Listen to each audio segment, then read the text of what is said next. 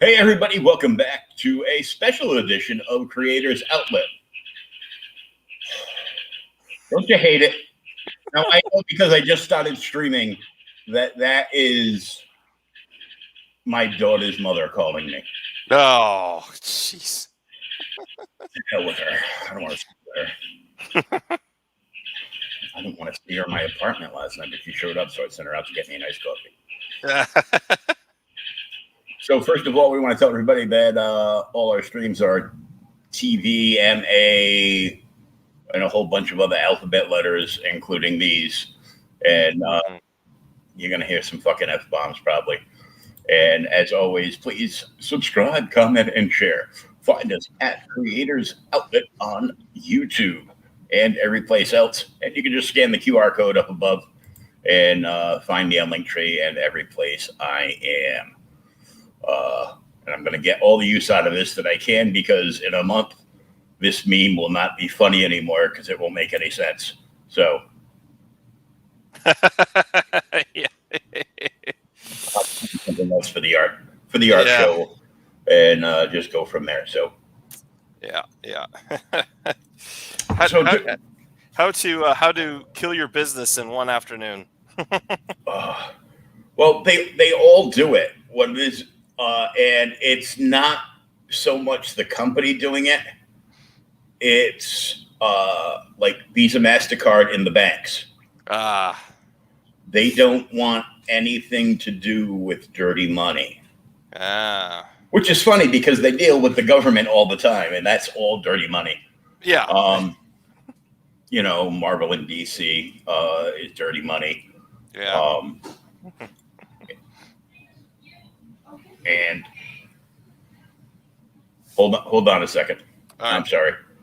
It's all right.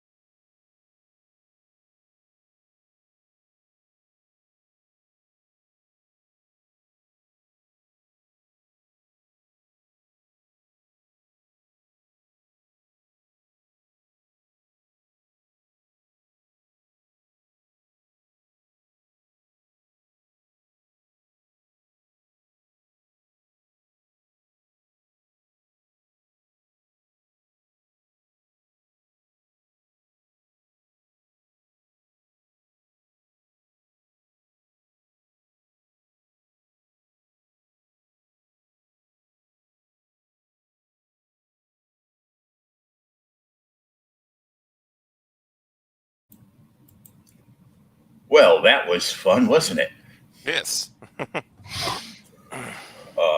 When I didn't answer my phone, she immediately started blowing up my daughter's cell phone.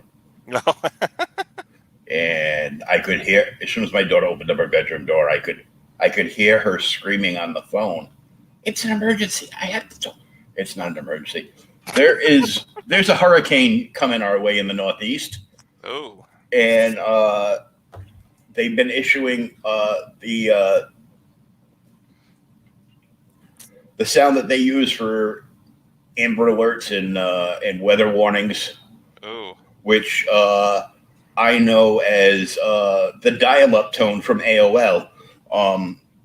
Yeah, it does sound like that. Yeah. Yeah, that's what separates the last, my generation and my daughter's generation is to them, that's a phone alert. To me, that is either a fax machine or AOL dial-up. Yeah.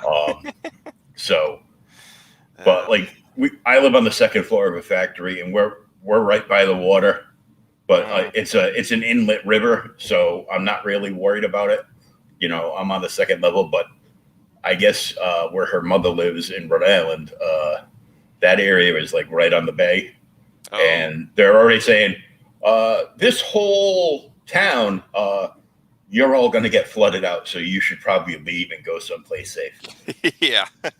So she's panicking, probably expecting me to say, well, you guys can come over here. No. No. She can go to like her brother's or her dad's, or like should probably just, crash one of her friends' houses or something. Yeah. Just get out of that area to, get more in. But yeah. Either way, we're back with Daniel Parker and Angels Awakening. Yes. In demand. In demand, yeah. So it's been quite an amazing ride so far with this book. So of course, you were on a stream with me when the book got funded, and that was that was a huge relief. Huge relief, yes, yes, huge relief. And as you can see, we've made $300 in funding since then, and we're 5 backers away from 100. So, nice. So we're looking really good right now. Keeping it going now. Have you started fulfillment yet? Not yet. I'm hoping to start doing that in the next 2 or 3 weeks. I still have to get like the print file together, and then obviously figure out I've got to figure out the shipping thing, distribution, because I'm going to be moving in about 6 weeks, and so with my move and everything, I'm not going to be able to send it out on myself. Mainly because I'm not going to have a return address, because where I'm moving to, I haven't found a place yet. So, I've got to find it. So I'm going to find a shipping distribution place for the books. But I'm hoping within the next couple of weeks, I'll be able to get the print files together, and then once that's done, I'm going to shut the campaign down and. Then start moving into fulfillment from there. Get it printed, get sent to the printers, and all that good stuff. Have you spoken with RJ from Critical Blast? I have not. You should reach out to RJ from Critical Blast. This is what he does now. Well, on top of his streams and everything else, and his own books, he is doing fulfillment. You can, once everything's done, you can, you should talk to him prior, but you can get like the books printed, shipped to him. He will fulfill it. He will fulfill them all, pack everything, whatever extras and bonus things and everything. He'll pack everything up and ship it all out. He's been doing quite a few campaigns. He's handling the U.S. distribution for a lot of CG UK ones. Mark V just wrapped up the Sin Killer, and he's in Portugal. Oh, wow. So the UK people are getting it from Mike Jimmy Rasha De Bruin that does Life on Korra. he's doing the fulfillment on the European side. So basically any place that's not the United States. And RJ is doing everything else. Okay. So it's he gets he'll get everything in, and he'll go through and work the best deal possible with you and all. Yeah, cool. Area. How's it going, guys? Hey, Area. What's up, brother? Good to see you two. Yeah. I would come on camera today, but I am so tired. It's 2 a.m. and I just finished my my day job. So how's it going, guys? What are we looking at? We're looking at Daniel's campaign. It is still in demand, and he is fast approaching 100 backers. Wow. Yeah. Yeah, that's something I'm jealous of because 100 backers is like the everyone wants to get there. That's kind of what do you want to call it? Like the first big hurdle, 100 backers. Yeah. Oh yeah. Hey, Rob. Hey, how you guys doing? Good. His future's so bright, he's got to wear shades. Yeah. My eyes just look like small pits, and that's why it's like 3 o'clock in the morning here. Yeah, Rob and I are the woe is me, we're up late crowd. I'm just gonna let Arya get on with it. I'm going back to bed. See you, dude. This is the thank Christ tomorrow's Saturday crowd. Yeah, sure. Yeah. I'm at the end of my campaign. I'm literally in the last 10 days.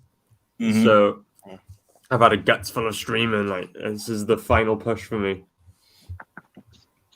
Cool. Cool. And so there's that. Somebody's doing a second attempt at a mailing list. Yeah, I'm looking at you. For Rattle and Roll 2, and Twisted Fairy Tales is still in demand, right? Yeah. So they have three projects to show. Yes. Bucket bin. Big package. The big package. Big package. That's what I bought when I backed Mavericks. The big package. Big package. Nice. I don't think we'll ever lose that.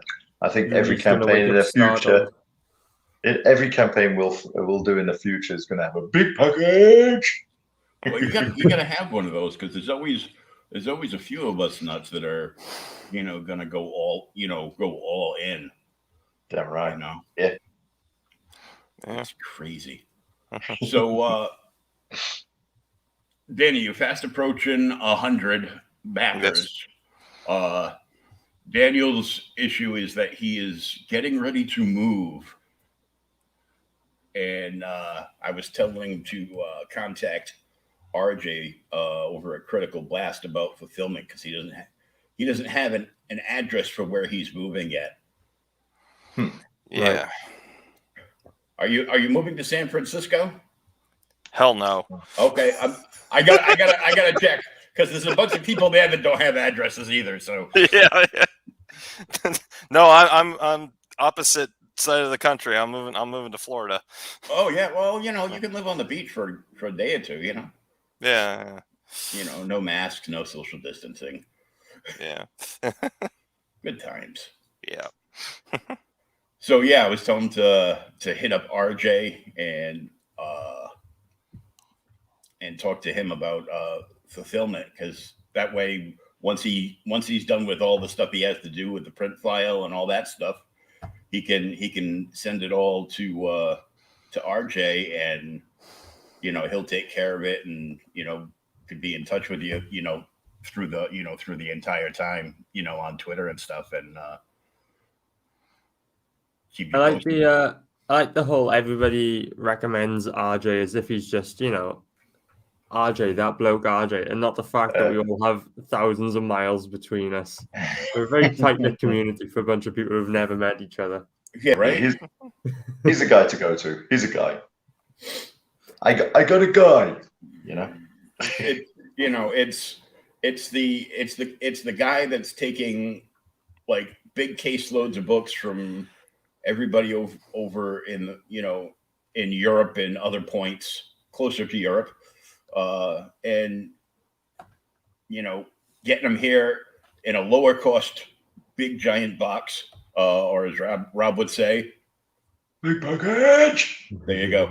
And then he opens said big package and he assembles everything and gets everything checked and double checked and ships it all, ships everything out, and you're all done. And I'm like, wow, what kind of sadist is he that he wants to do fulfillment for everybody? Go. I know he gets paid, but oh, man, you have to have ODT, right? Yeah. I don't have ODT, but I got a couple of ODB albums. So, I'm on the cusp of understanding that. Old Dirty Bastard rapper. Okay. Not Otis Redding, then. Okay. No, those I do have Otis, but that's on vinyl because you gotta keep it classy for the good ones. Mm-hmm. So Daniel, what else do you have going on this campaign? You've taken down, I think you've taken down all the stretch goals, and you're just offering the book itself now. Yeah, well, I think I still have the stretch goals up, but at this point, yeah, I don't see us getting to any of those. I think you've taken down. Whoa, that's me. Trying to take the volume off because I'm looking at my screen. My phone screen is so tiny I cannot see a damn thing. Sorry, you just have to hear us. I figured I figured you'd be up, trying to get your money's worth out of OnlyFans until the end of the month. Because that. Yeah. Right, Aria? Yeah, we have our own OnlyFans, but we only share Photoshop pictures of Bristolian Dave on it. So in dresses. Barely. I had the reverse camera set up so you could as soon as somebody logs in and sees a Photoshop of Dave, it's like and they're out of there. I was at work earlier, and then I see Bristolian Dave's gone live. I turn on the stream, and my girlfriend's there shilling my buck for me. I was like, whoa. You told her well. Cool. Maybe she thinks technically it's her book because she colored everything. After 6 years. Dude, I have seen. Yeah, at this point, Tails is like a 50-50 thing with Neve. I mean, she takes care of me so much, I'd probably be dead without her. So that, and you already admitted that you plan on marrying her, so she knows she's just gonna own you, hook, line, and sinker in a matter of months. So I have seen some of the suggestions in that book, and I'm like, I am truly damned shocked. I am shocked. You guys, you make a wonderful pair. That's all I can say. Oh, we're talking about Twisted Fairy Tales now. Cool. Oh yeah, okay, yeah. Shocked about Entail Us. Not Entail Us, mate. No. Hey, there's nothing concerning about our work in Twisted Fairy Tales. Not at all. Yeah. Well, okay. All right. Yeah. Not for children. Yeah. Bloody right. Not safe for work. Yeah. Hey, Danny, you wanna play your video? Sure. Let's do it.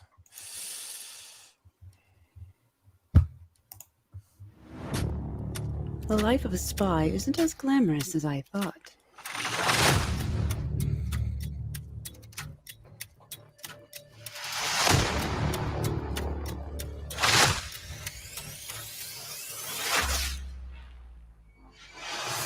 But it isn't dull.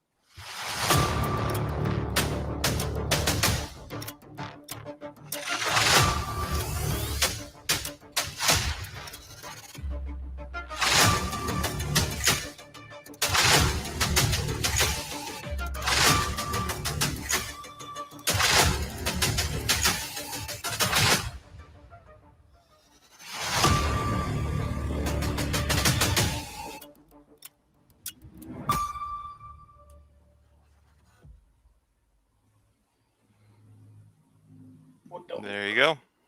Nice. So, why don't you do your elevator pitch for the book? Right. So, Angel's Awakening is set 100 years in the future, and Jessica Sawyer is a psychic spy with the ability to teleport, and she's sent on her first mission deep behind enemy lines to find a body in cryogenic stasis. The recovery of this body is vital to the security of her nation. And this is the first chapter of how many books? I haven't figured that out yet, but it's going to be an ongoing series. An ongoing series. You're just figuring out the move to Florida and fulfillment right now. So yeah, exactly. Yeah. Although I will say I have finished the script for the next installment, and I sent it off to my artist Bogdan Rizea, and he's pumped to do it. So Cool. yeah, so as soon as this book gets done, fulfillment and everything, we're going to go right into that book. awesome.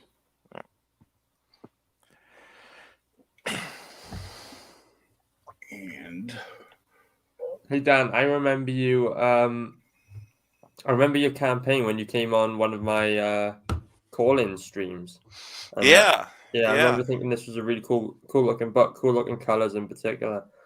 You should keep an eye out and then get on the next call-in stream. How long are you going to be in demand for? I'm thinking probably 2, maybe 3 weeks. 3 more weeks. Yeah, just a couple more weeks. Yeah, it's because once I get the print files together and then have it ready for printing, I need to just cut it and need to obviously close the campaign so that I know how many books to print off. Oh, cool. Yeah. Mm-hmm. Yeah. Keep an eye out because in the next couple of weeks I'll be doing another call-in stream, whether it's on my own show or the Bargain Bin, whatever. Keep an eye out and join us. Yeah, absolutely. Yeah, feel free to. Yeah. That's probably not a bad idea to ask. It's probably not a bad idea to ask what we've got in the next 3 weeks for the Bargain Bin. Actually, hey. What do you have in the next 3 weeks for the Bargain Bin? Oof. I know Jacobus isn't here, but maybe Aria knows. Yeah, I know, kind of. Right. So next week we have a book called. Bear with me. It's not called Bear With Me. Just bear with me, and I'll tell you in a second. Oh my God! There's a bear with him. Yeah. Hang on, I'm not. It's too early for this. I don't have anything written down, and hang on, give me about 20 more seconds while Google loads. I'm useless at this out of time. work. Okay, I'm ready. Up. I'm ready. So next week we have a double feature. We have the Nuala mailing list to look through, and we have Doris's new book, Labors of Love, that will be launching next Monday. So we've got 2 books next Monday. The following week after that, we have Mavericks with Global Frequency. Yeah. So and just to let people know now, those will both be shows on Jacobus's channel. So yeah, check those out. They should be fun. I mean, is he even still alive, or is this another RIP? We're just gonna prop up his corpse, and he will just move his finger to press the go live button. Oh, okay. It's gonna be a Weekend at Bernie's thing. Weekend at Jacobus's. Yeah, Weekend. RIP. In nomine Patris Spiritus Sancti. Every time I see him, I'm like, hey, Jacobus Kotex. I know it's Gotex, but it's just too close to a feminine hygiene product not to point it out. I've been doing this now, 6 months with these guys, and I still call him Gore-Tex every time. Just make sure you don't want to get your socks wet. Oh, good Lord. Oh. Hey, I'll tell you what, I met up with him last weekend, right? He lives in Birmingham. I live in Wales, so we happened to be in Birmingham. We met up with him, and it was really weird calling someone in real life Jacobus Gotex. Like, I won't dox him, but that's not his real name. So, Really, Arya? Is that not his real name, Arya? no, and it felt. I don't know whether he wants me. I won't say his real name, but I kept fluctuating between the two, and it was so hard for me. I mean, my name's not really Rob. It's Or is hashtag, it? right? It's hashtag Rob. It's hashtag Rob. We'll find out It's in a year that his first name is actual Rattle. It's Bogdan. It means gift to God, gift of God. It sure does. So Daniel's looking at fulfillment, moving, Yeah. and he's already just. Did you say you were done or almost done with the script for issue 2? I'm done. Oh, you're all done. So Yeah, all done. Yeah. you're ahead of the game, and Bogdan's all set to jump into it as soon as you give the thumbs up. Exactly. Yeah. Yeah. Very cool. Yeah. Fun times. Fun times at Ridgemont High. Yeah. So, guys, which one do you want to do first? Oh, you've got this one up first. Okay. Yeah, I'm ready. Let's go Twisted Fairy Tales.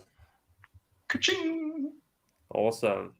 So, how nice does that look? We finally crossed 1K. I think that looks absolutely beautiful. Yeah, that's good. Oh, you're looking at the numbers. You're looking at the figures. Sorry. Yeah, We're looking at one of the figures. Two of us are looking at both the check figures. this out. just peruse all the figures. Must hurt when he gets excited in that suit of armor.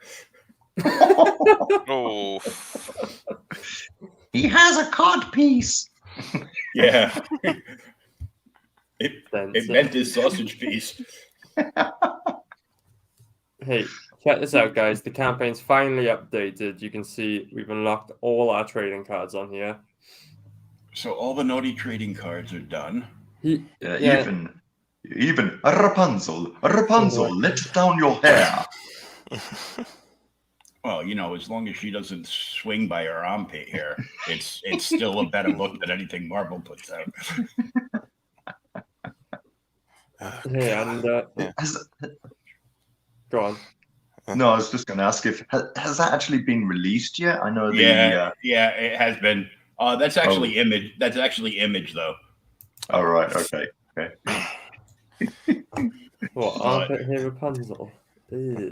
Yeah, it came because I get emails from all the publishers all the time, and I forward them to our main email, and so like I get to read all. You know, if I wanted, I get to read all the stuff for free.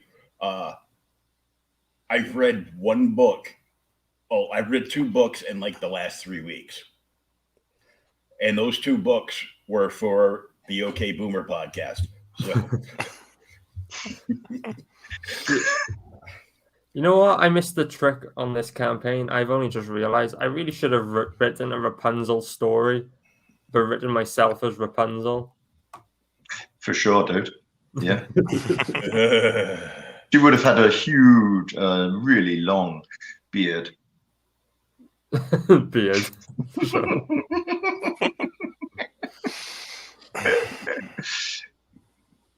Yeah, so this is the soft cover version of the book, which I drew and Mrs. Black colored.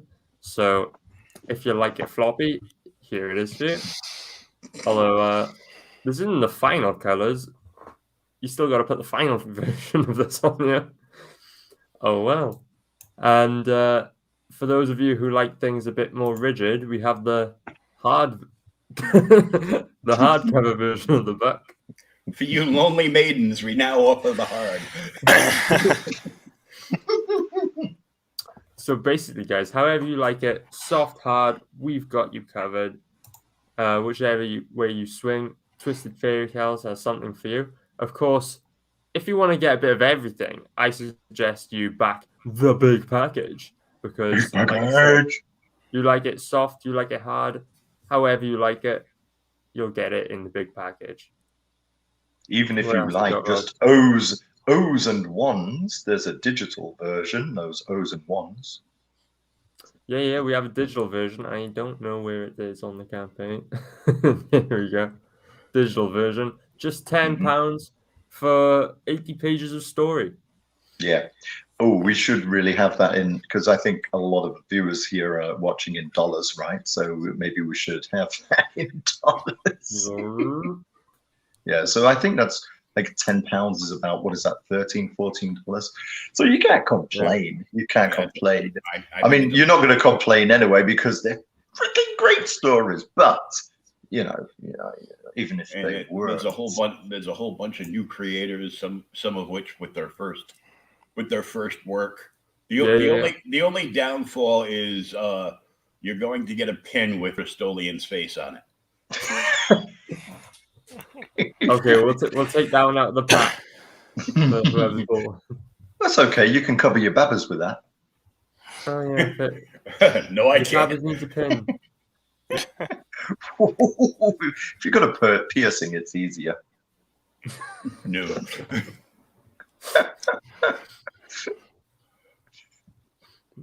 I saw a great. I got addicted to the Instagram reels because I guess that would make me a TikTok parent now because I just sit there and watch them over and over. And every one that I find funny, I send over to Sean Howe, who I do the art stream with on Wednesday nights. So we've been following. There's a show, a comedy show, like a comedy troupe. Man and woman from down in Australia, and they do Sunday night singles, and it's kind of like it's part dating game and it's part guys write down your best pickup lines. And there's been some good ones like the guy will ask they'll bring a woman up on stage and she'll give a thumbs up or a thumbs down, and they'll have ones like what's the difference between you and Afghanistan? No one's pulling out of you. Ooh. Ooh. Oh god. I like my women like I like my ice cream. Dripping down my chin. Oh dear God. Oh. Right, Aria's hovering around this poem. I'm just trying to because I can't see that for nothing. I am trying to get the poem up on my tablet here, so I can read it out in my favorite kind of voice. Right, hang on a sec. I'm almost there. Right. Lily's gonna wake up thinking there's a vampire invasion in the house. Yeah, I'm downstairs. Actually, yeah, she doesn't really know the count, which bless. There's so many things that are missing from her childhood. Right, there we go. Doesn't know the count. Like, for example, Aria will know possibly what I'm talking about when I talk about Rainbows, an old British TV show for kids. Yeah, sure. She doesn't know that, so I do these impersonations of the puppets there. Jeffrey, is it true that milk comes from cows? Oh, yes, that's right, George. Did you know that, Bungle? Yes, I did know that. Did you know that, Shipping? Oh, yes, I know that because I know fucking everything. So I do all that. And then she tries to do it not from having seen the show, but she tries to do it from me. And her version is really creepy. Jeffrey.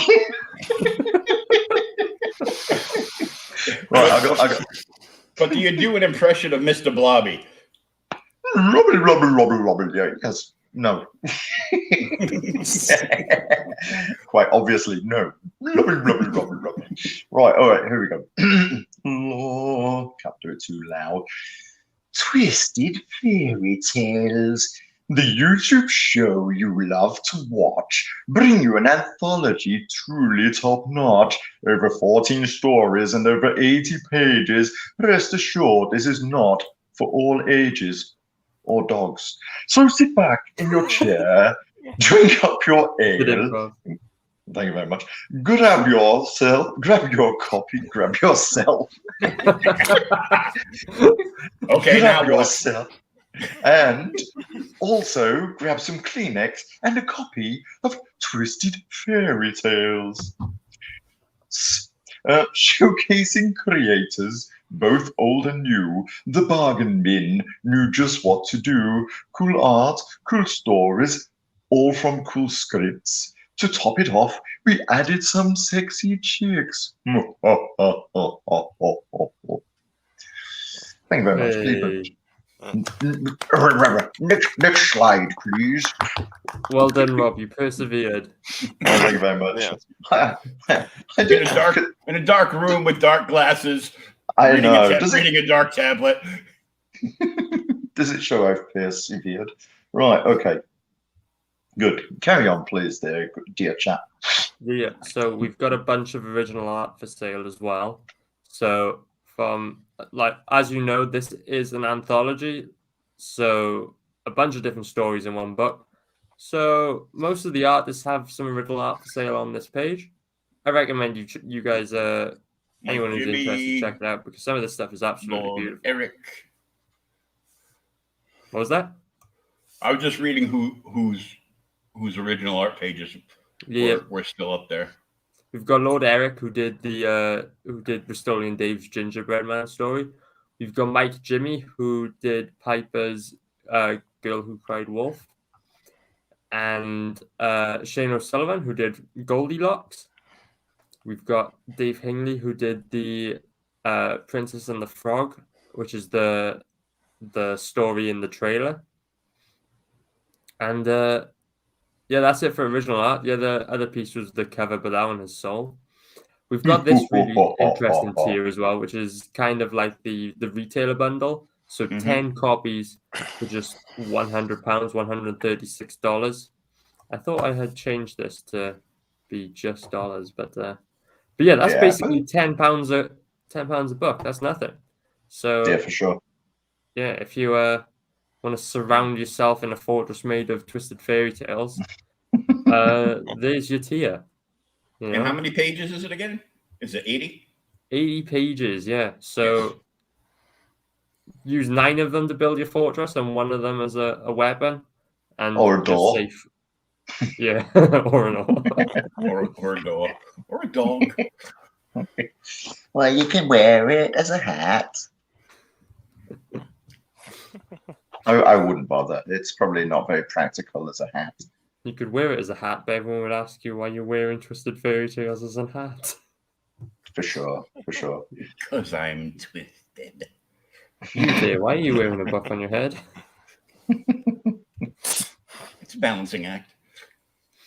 But yeah, here's some previews of the art we have on the campaign. So Princess and the Frog, the story from the trailer. We've got Llywelyn, the Unpronounceable. Ooh, you did a good job there. Thank you very much. This one's pretty good, isn't it? We've got The Gingerbread Man, story by Bristolian Dave. This one is Jack and the Beanstalk. We have Goldilocks, aka Bristolian Davy Locks. Oh, Goldilocks. I was like, Goldilocks is pretty homely. I'm like, yeah. And then I saw like the last picture. I go, oh, it is Dave. They basically try to get anybody they have on the show that has a drawer in tier. They try to get them to agree to put Dave and drag in the book. Hey, this one was just coincidentally Dave like. This one didn't have our influence on it. But yeah. So this is The Girl Who Cried Wolf by Piper and Mike Jimmy. Mm-hmm. It's another very cool one. This one is from a story by the Rabbi from Another Planet. Oh, cool. Yeah, check this out. This is absolutely beautiful. Very 2000 AD. This will be featured in the book. You've got Red Riding Hood by E.T. Madness. Again, just check out the quality on this piece in particular. This is absolutely amazing. And yeah, we got Night School. Here's another cool story. Very classic British newspaper style comic strip going on here. And then we've also got a bunch of extras on the campaign. So we've got this extra. Read all about it. Wait. So we got this cool print by Shane O'Sullivan featuring a bunch of the Twisted Fairy Tales cast. And then we've got this really cool print by Lord Eric, which gives you a little bit of an insight into how the Gingerbread Man story is going to go. So very creepy. Very creepy indeed. And dare I even suggest Twisted? Yeah, oddly enough, that's quite fitting. So we've also got this. This is a strange but interesting one. So Circumference Zine Bundle. So this is available on the big package. Big package. And yeah, it's just 5 mini zines about this character called Circumference by Dave Hingley. So yeah, that's an interesting one. We've also got in the big package the CG UK bargain bin badges. So if you want to adorn your clothing with our beautiful mugs, then you can do so right here.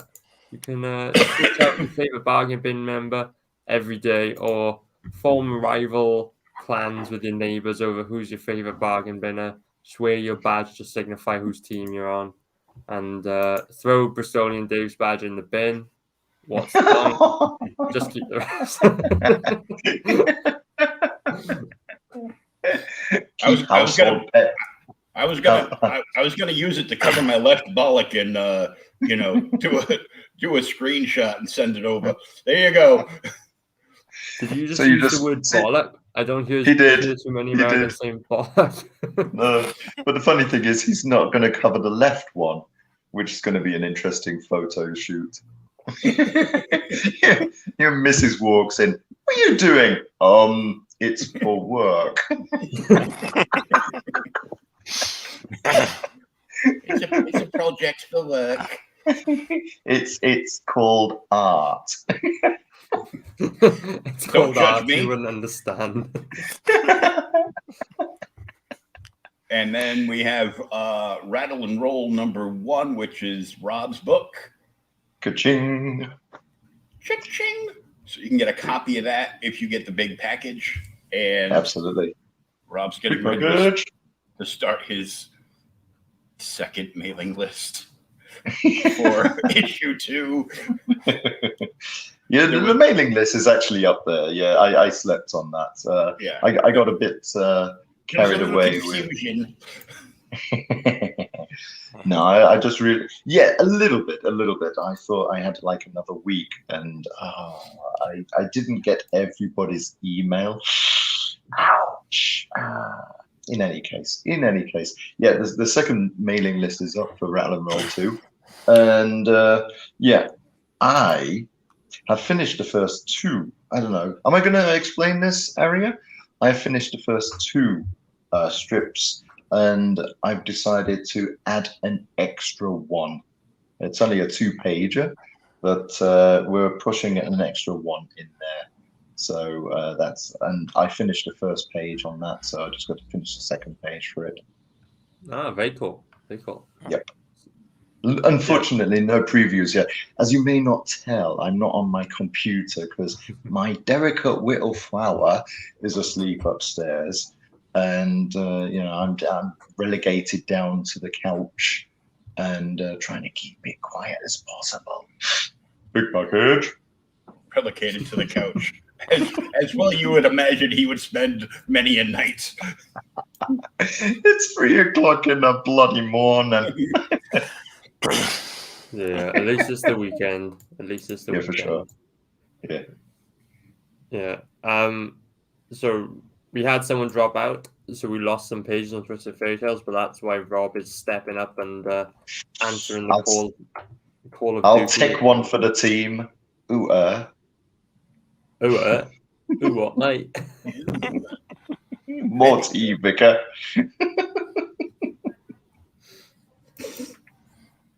Yeah, cool. So I would recommend anyone who wants to get in on this campaign backs the big package, because that is where you're going to get absolutely everything to do with this campaign. You're going to get the hardcover, you're going to get the soft cover, you're going to get the awesome art prints, you're going to get the badge pack, the Circumference zine bundle, plus you're going to get Rattle and Roll, despite there not being featured on this picture, but trust me, you'll be receiving that as well.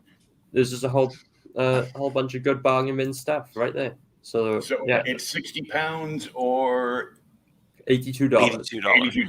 Yeah. I thought I was seeing that, but it's going late. I'm used to being able to see that, the scrolling page in another tab, so I can like blow it up so my old eyes can see it. And then we got the stretch goals, the bargain bin bookmark, and then the trading cards of the young lasses. Yeah. So remember, you back the big package, you're also going to be receiving all of these cool stretch goals, so 3 trading cards and the bargain bin bookmark to so you can go back to whatever dirty page you were reading last in the story. As long as it's not stuck together. Oh, and the book doesn't come laminated. You have to do that yourself. Yeah, you might want to do that before you start reading this. Or you buy the 10 pack and then you can just discard it every time it's too much. Yeah.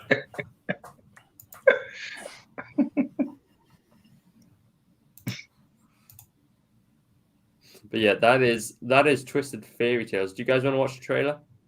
Sure. Yeah. Okay, I'll bring it back up now, but I'll be sharing audio. The sound. There we go. Sharing with you. Oh yeah.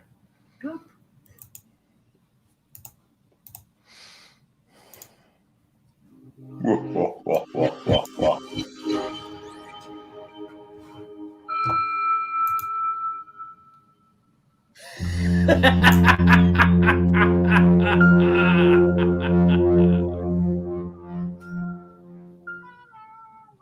The Princess and the Frog. It's a bit big, isn't it? I need to find the prince. Maybe I could be of assistance. Don't be alarmed, my lady, for I may appear to be a frog, but I am actually a prince.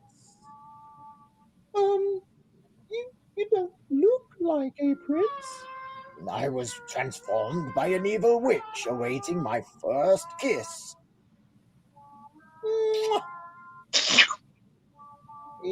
You're still a frog.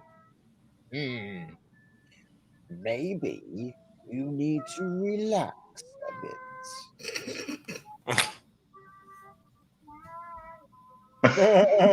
Nah, seriously, mate. Another princess fell for it.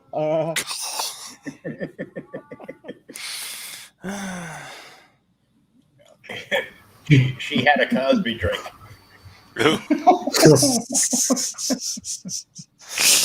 A Frogsby. A Frogsby. Yeah. Follow the yellow dick toad. Follow the yellow dick toad. Follow the yellow dick toad. Awesome.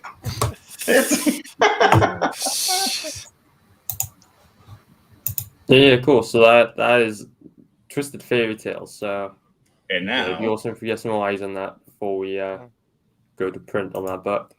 oh, for sure. So Twisted Fairy Tales will be in demand for the meantime until we go to print. But speaking of books that are about to close, The Adventure of Taylor in Outer Space. Oh, looking at it now, we've got only 9 days left to go. So we've crossed that threshold.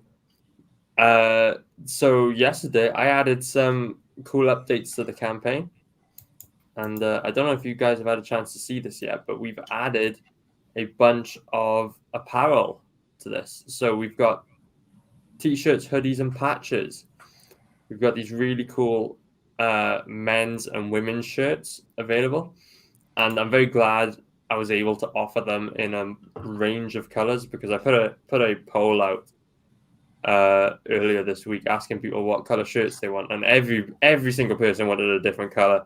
So I thought, how else am I going to satisfy everyone than offer them every color possible? So yeah, you satisfy them with your poll. With my poll, of course. And Don't tell the missus. So yeah. So it's just because you said, "I'll get my coat." Well, let's keep the dirty jokes to the Twisted Fairy Tales campaign. Yeah, keep that filthy stuff away from my campaign. Yeah. What do you think Taylor's actually means? Taylor's is PG, family friendly. Well, apart from the 3 boob demons, but apart from that, it's all pretty vanilla. Fuck it is.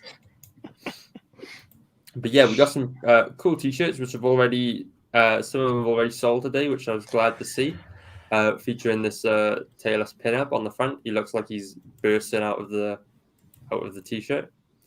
And yeah, so check those out, guys. We've got unisex hoodies as well. So a bit of a different design, because this kind of didn't fit on the hoodies so well. So you got the Taylor's logo, and I know it's a bit hard to see on this small graphic, but it's kind of like the t-shirt, the hoodie is ripping away. You can see the logo underneath. I thought it was just a bit more interesting than just slapping a straight logo on a hoodie. So yeah, there's that. And both of these items, the t-shirts and the hoodies, are absolutely beautiful quality, high quality materials. I have a couple test prints in the house, and they are absolutely gorgeous. And in particular, the print is nice and vivid, nice and crisp, as compared to other printers, because I did shop around for this. And I've got some really high quality clothing here. And then we've also got this really cool new exclusive patch. So I offered a patch on day 1 with the bundle tier. So if you backed on day 1, you could have got yourself a patch with Taylor's lightning bolt logo on it. Yes, just like Rob did. Rob was back at number 1. So oh yes, that. So most people missed out on getting a patch, but now is your second opportunity. You can get this one with the Taylor's logo on the comic book background, bundled with a t-shirt, men's or women's. You'll get to choose at checkout. So yeah, that's interesting. We've already sold one of these today, which I'm very, very glad about. So new exclusive patch available as well. And then also we've added to the campaign a bunch of discounts on original art. So we've discounted the Max Headroom art and the Mike Jimmy art. So just £80, and you can get yourself one of these beautiful pieces. We've also discounted the wraparound cover art for the actual cover of the book. So if you want to own the cover of the book, it's now only £250, 28% off what it was, £350. So yeah. It'd be really cool if we could sell more artwork. And for those people who have already backed this campaign, all 75 of you, amazing people, it would be cool if you could, if you want to build on the book more, because remember, we've got stretch goals to hit. We've got pages to unlock. So if you want to build the book and expand it even more, check out some of the artwork and check out some of the new t-shirts and such, because, every backer is going to take us closer to our next goal, where we unlock the next page extension. So I'll show you what we're sitting on right now. £3,619. So under £400 away from 4K, at which point we'll be unlocking 2 extra pages to add to the book, making this 7-8 page mini comic. So 56 pages of story content alone. So I really want to unlock that. I don't feel like this book is going to be complete without those extra 2 pages. So we have 9 days can we do it? And I think we can. I think we can for sure. So we also have a new feature tier on this campaign. So the Ultimate Adventure Bundle. So basically, you're going to get yourself the 80+ page comic book, the 2-inch tall action figure. You're going to get your choice of male or female t-shirt. And then you're going to get a double-sided A2 poster, which is like 16 by 20 something inches. Yeah, 16 by 23 inches. So that's all there. Only £40. I'm not sure what it is in dollars, but I will Tell have them what it is in dollars. right now.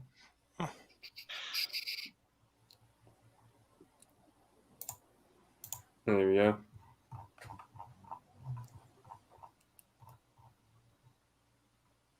And yeah, so $54 will get you the Ultimate Adventure Bundle. So just like the previous feature tier, this kind of is everything you want on the campaign. And yeah, so book, figure, t-shirt, and a massive poster. So that's pretty much it. That's the Adventure of Tales in Outer Space. So if you're a fan of classic Saturday morning cartoons like the Thundercats, Transformers, the Teenage Mutant Ninja Turtles, then you will absolutely love this book. It's told episodically, like I said earlier. It's 7 8-page mini comics. So 7 short stories, just a glimpse into the universe of Tales.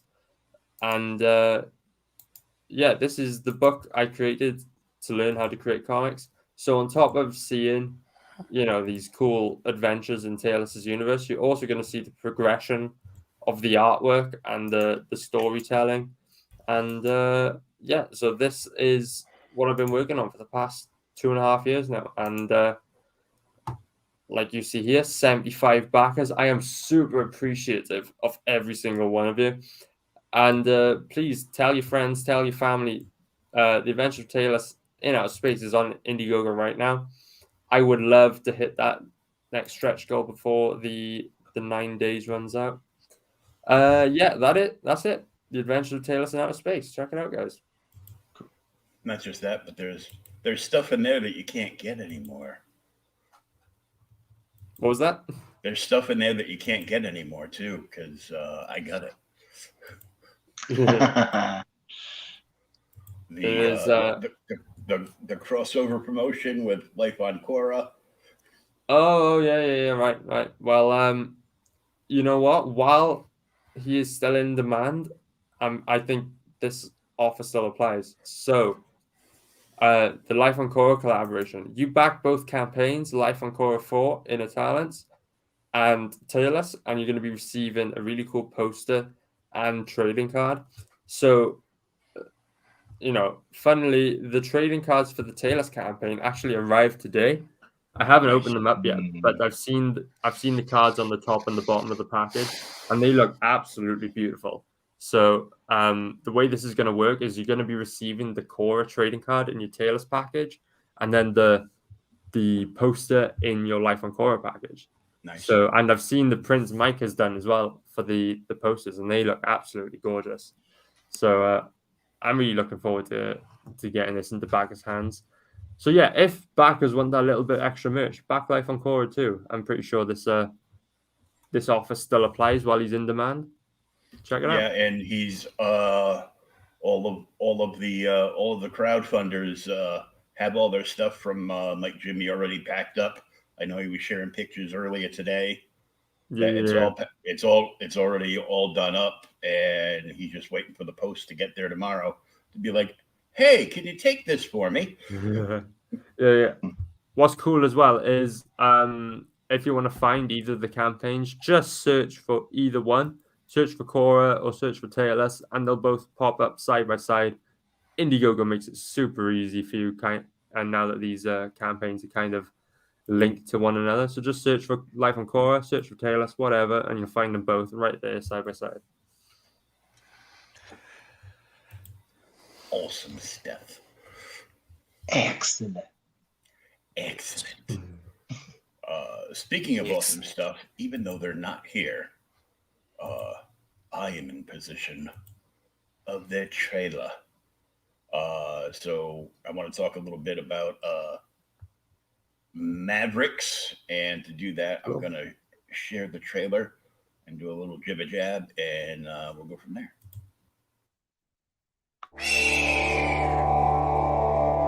War is a topic of vital importance, a subject of inquiry that cannot be ignored. It is a matter of life and death.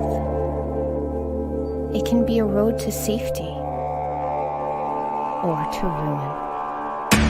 In an alternate version of our world, brought to the brink of total collapse, rival nations fight for global domination, and elite pilots in futuristic combat suits wage war on the battlefield of tomorrow. Now, 6 brave soldiers on a seemingly routine rescue mission will encounter more than they bargained for and uncover a dangerous secret that could change their world if they live long enough to see it.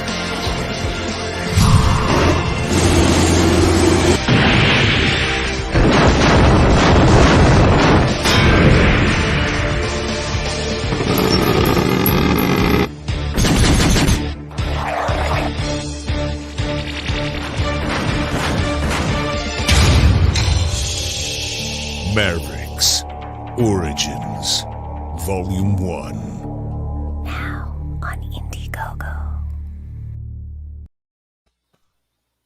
Boom. I had Neff and Frequency Girl on last week, and while they were on the stream, they hit 12K. Might have something to do with it because I dropped like 220 on the campaign.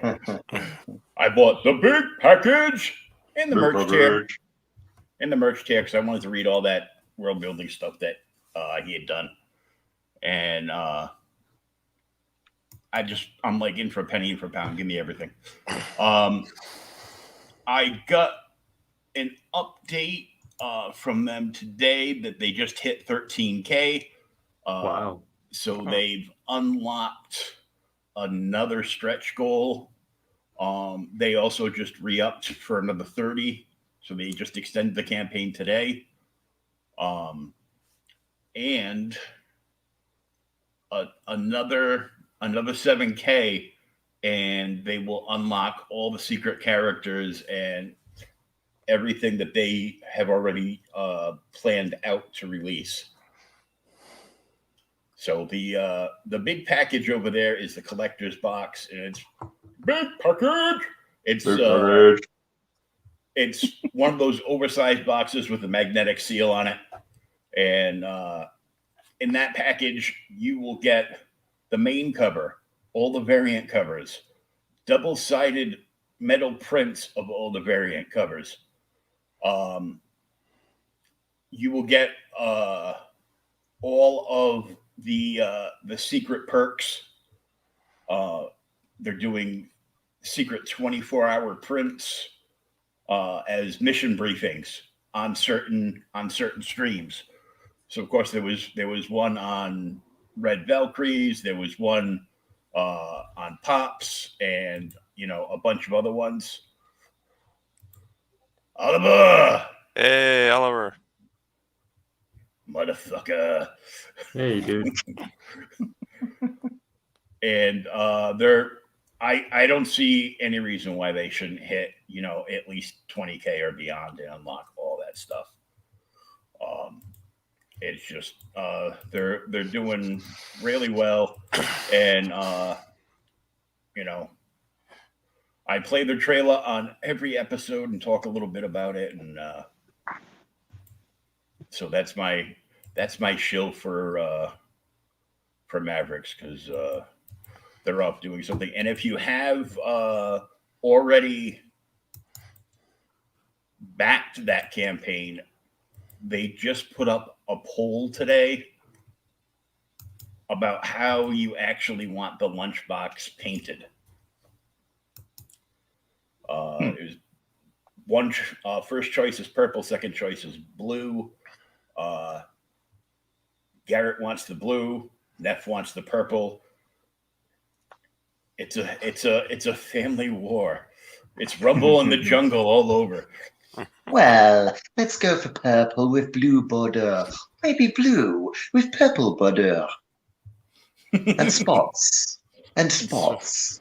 Blubby. Oh, good Lord. Yeah, anyone who's watching in the US who doesn't know Mr. Blobby, that's gonna go. What the hell is he talking about? If you Rob, don't, I'm in the UK, and that went over my head. if you don't know who Mr. Blobby is, go to Facebook Watch and just look for Jimmy Carr, and look for the videos where he's hosting the game show. I was wondering actually. Yeah, I'd forgotten Jimmy Carr had been on with Mr. Blobby because Mr. Blobby was back in the 90s, and like that's so obscure. But yeah, of course, I think Jimmy Carr. One of the celebrity contestants was like, what do you remember of this? He goes, "Oh, Mr. Blobby, I was terrified of him. Still gives me nightmares." Well, sorry, but here he is, Mr. Blobby. He kept attacking him like the entire episode. It was hilarious. But Oliver, if you want to come on and chill some stuff, I just sent you the link. Cool. And there's a lot of good stuff going on. So I'm putting all the links up attached to the Periscope here on Twitter, and of course every place else they're being shared. Let's see. Here's the tailless one. Blah, blah, blah. Oh, Rob, do you have the link for your sign up? I can't send it at the moment because my fingers would be all over my phone. I got you guys. You're a good lad. You're a good lad. Well, to be sure. He's a lad. Well, not in his profile pic, but other than that, he's a lad. He only does it to get more contacts. I don't know what Neve thinks of that. Some would say it's an identity crisis. Oh, good Lord. It's a crisis, all right. I'm just like, dude, have you got that video with your avatar with "You ever had a dream"? That is so funny. No, I don't think there's any way for me to play it right now. Can you not share your screen? But I don't have it to hand. I'll have to... Yeah, I tell you what, bring up. I'm sharing my screen with you, Will, for Rattle and Roll. Bring that up, and in the meantime, I'll see if I can find the video Rob's on about. Okay. This is the level of professionalism in the Bag and Bin Show. This is what you would expect from anything I'm involved with. Yeah, I mean we've been doing the Bag and Bin Show since January now, and it's getting good. It's getting good. We're having a lot of fun with it, but that's the whole thing. I mean, like our thing is like it's not professional. We're just like four tits hanging around on a Monday night, talking about books and playing silly stuff, and it works for us. We're having fun with it. Yeah, they play way too much with the Reface app. I take issue with the words "too much." Just the right amount. Just the right amount. So yeah, Rattle and Roll. Rattle and Roll 2. I've finished. I'm planning 32 pages this time. Rattle and Roll 1. was black and white, and it was 24 pages. So I'm planning a 32-page story. I got 7 pages done already. Well, I'd say 7 pages. I think 5 pages are fully completed, and 2 pages are half done. But yeah, obviously with the Twisted Fairy Tales, that's kind of taken a little bit of a backseat. But I'm kind of getting really, yeah. I've been, let's see, doing it a little bit relaxedly, and then I'm like really looking forward to getting back into putting Rattle and Roll 2 together, which will be a color, albeit a kind of sepia color.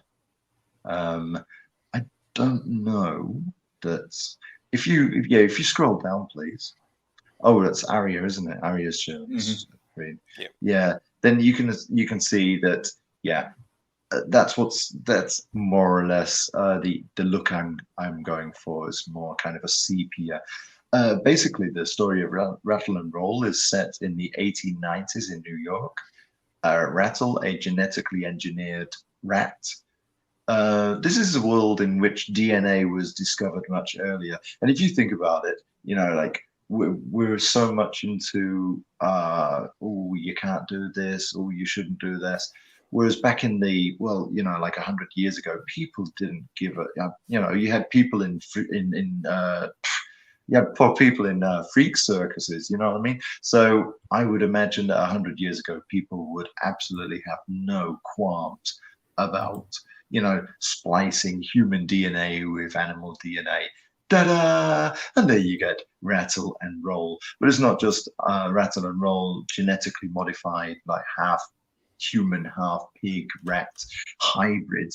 You also got, we meet some bulls in the first issue who have an issue with Rattle staring at them. In any case, what happens is Rattle is a bit of a mysterious character. He stows away on a passenger ship from Europe. I'm not saying where at the moment. And he is a mysterious character, right? And he lands in New York in the 1890s. His first day, he gets into trouble with some local hoodlums, but also falls in with the local mafia.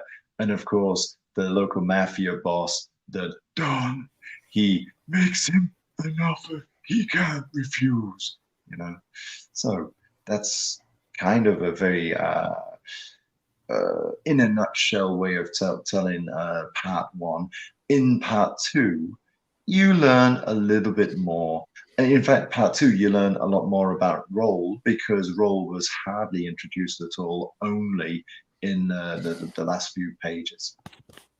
But Rattle sees Roll as a bit of a meal ticket. And there's a bit of a tongue-in-cheek joke there, but I'm not going to go into any more about that. So. I love bacon. Well, actually, if you go back up, Aria, then Rattle and Roll, number 1 was a furry tale in New York, and well, it's kind of a bit silly because rats don't have very furry tails, do they? But Rattle and Roll part 2 is New York, New Pork. Da-da! I think you could see where I'm going with this. And I'm trying to keep. It's like the Dr. Demento show all over again. I don't know. I've heard the name, but I've never seen it. I'm afraid I'll have to get onto YouTube in the morning after having slept. Well, one thing I am doing, and I'm trying to keep things. Yeah, I want to use the word kind of authentic, although you didn't really see many genetically modified pigs and rats roaming around New York in the 1890s. But I'm trying to, make the backgrounds fit. So, like you, and I was in an interview with, I live here in Germany and I teach English for different companies and institutions. And one of the guys who's got a language school that I've taught for, invited me to do a bit of a podcast interview. And he'd actually spent some time living in New York. And one nice thing he said was that the feeling, when he was reading it, he could actually feel, he actually recognized not specific buildings or anything, but like the style I was going for. So that's kind of nice to hear. And that I'm going to be continuing that in issue 2, of course. Nice. Any questions? Can't tell I'm a teacher, can you? Yeah, no teaching questions. Right, sit down and pay attention. Stop fidgeting stop fidgeting in the back. Take it out. Are you sure? Put it away. Nobody wants to see that here. Right, I'll be asking questions later, so pay attention. Okay. You could get arrested for asking your students to take it out. But the nurse Take at it the out. home I was said- looking at that. The nurse at the home told me I had to put it away. Are you going to be doing a catch-up tier? Sure. Okay. Sure. See? Ketchup or barbecue sauce or anything you want. But that would be Rob's. Oh, good lord. No, just for people that either did not get the big package from Twisted or missed Rattle and Roll the first time. Well, actually, it's funny that you mentioned that, yeah, because Rattle and Roll #1 is available in perpetuity. Oh God, I can't speak now. It's way too long, way too late. It's available online. You can find it in the States on Amazon, in Walmart, Barnes and Noble, and the price is reasonable, I think. You know, like, okay, it's not a glossy magazine, it's a trade paperback. But I think from Walmart and Barnes and Noble, you can pick it up for $6. And it is one of those deals where you can actually, if you've got a local Walmart, you can order it online and then go pick it up in the store, which is kind of cool. I'd really like to hear from anyone if they'd actually do that. That would be great, actually, to see people standing in Walmart holding Rattle and Roll. So yeah, please. That would be so cool. That would be really so cool. I would if I even thought anybody that works in Walmart could read. Oh, we see those photos all the time online. Oh, good lord. Yeah.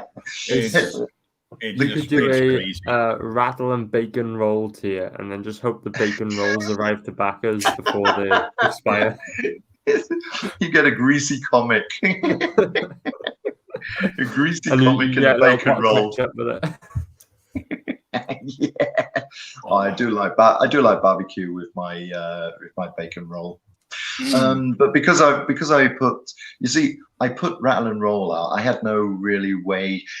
I was actually hoping that Peter Simeti would pick up on that, because of course that my whole idea, my whole philosophy is make it affordable, get it out into people's hands, you know. Mm-hmm. And with Alterna Comics, that's great. So I did pitch it. But I think the fact that of the first 8 pages, the first 4 pages were 2 double spreads, very large format. Unfortunately, I don't have the comic with me. Hey, Harry, you haven't got your camera on. Okay, it's a shame. It's also upstairs. I'm relocated to the living room. Yeah, I know. Yeah. I didn't think we were going to be talking about Rattle and Roll so much because it's not in demand, so I didn't bring any down here. But it's late and Aria hasn't had a chance to do his hair, so he walked along. Do you remember the Hair Bear Bunch? That's what Aria looks like at the moment. So no one wants to see me with bad hair. I remember that quite well.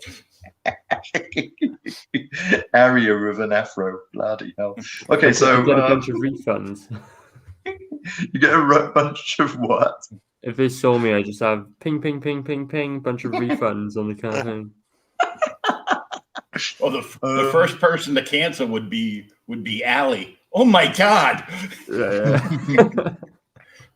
So back to the my Peter Simeti pitch of the, because when you pitch to Peter Simeti, you got to send in the first 8 pages, and so of course you got the full page, which is like a what do you call it? It's an establishing shot of people getting off a boat. There's 1 page. And then the second and third pages is a huge double spread with some insets, with some panels set in of more immigrants getting off a boat at New York. And then, of course, on page, what was that? And page 4 and 5 is another establishing shot. So it's very much somebody, and I can't remember who it was, described it as very much being like cinema photographic in the way I've tried to set up the feeling of the book. Thank you very much. And so it wasn't picked up, so I thought, well, how am I going to shift this if in any case? So I thought, I'll put it out on Amazon KDP, and there, for all the evil of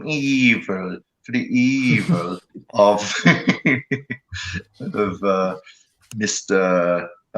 Bezos, they have a very good program that puts your book out into different countries. I sent a copy to a guy in Australia. This is really funny. About 4 or 5 weeks ago, I'm a collector of British comics. And one guy in Australia says, okay, the 3 of the comics that you're looking for, I've got copies here. I'll send them to you, no problem. You don't even have to pay me, which is really, really nice. Go figure, the guy is called Bruce in Australia. Wow. Okay, so I know. I've never met an Australian called Bruce, and this Bruce is really nice. Okay, so he sent me those. The funny thing is, he told me he sent them off like 4 weeks ago, and I got a mail like 2 days ago. They're still in Melbourne. So, wow. Yeah, I know. So, but that's not a problem. They'll arrive at some point. The crazy thing is, only a day previously, Amazon had sent this email to say now any books that are printed with KDP will be printed in Australia rather than being shipped from wherever else in the world, which is great. So I ordered, just to surprise him, I ordered issue 1 of Rattle and Roll for him. It arrived 2 days after my ordering it in Australia. That is cool. That is so cool. Well, because they printed it. If they printed it in country, yeah. Sure. It was delivered by a kangaroo, in fact. This is just... It's, apparently it was not printed in Sydney, because that whole township is, under lock and key by their military right now. So kangaroos can't catch COVID. But koalas have fingerprints. I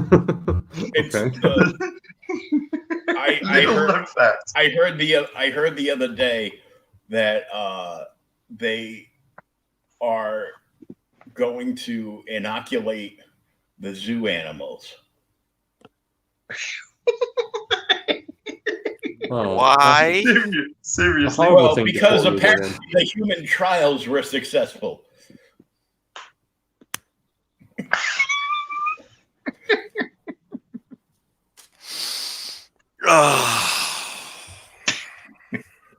I think one of the monkeys caught it, and so we should be living in Ape City like any moment now. This is how Planet of the Apes begins, right? I know. Yep. One of the monkeys caught it from having sex with a green human. He ate human soup. What was it, Davy Jones or Mickey Dolenz? Hulk smash. I actually get to meet Mickey at a convention locally, probably about 10 years ago, and I was wearing my my custom leather jackets, and that looks like this. I'll replace the QR code for a moment. There's my custom leather Joker jacket, all airbrushed up. Wow. Nice. And I was wearing that, and he was complimenting me on the jacket. He goes, "Wow, that's a cool jacket." So he called his whatever his urchin over to that was keeping all the people at bay and making sure they paid for anything on the table, and he called him over when I got up from the chair, because he goes, just sit down here, and Mickey will come over, and he'll lean in. You guys can get a picture. And I'm like, cool. He signed one of my favorite Monkees songs back in the day was a song that he wrote and sang called Stepping Stone. And I had one of the original 45 sleeves, and the 45. But I left the record at home, but I brought the sleeve with me. So he signed the sleeve for me. And when I got up and he really saw the jacket, as I started walking, I shook his hand and I walked away. He's like, "Oh, whoa, hold on a second. I got to look at this jacket."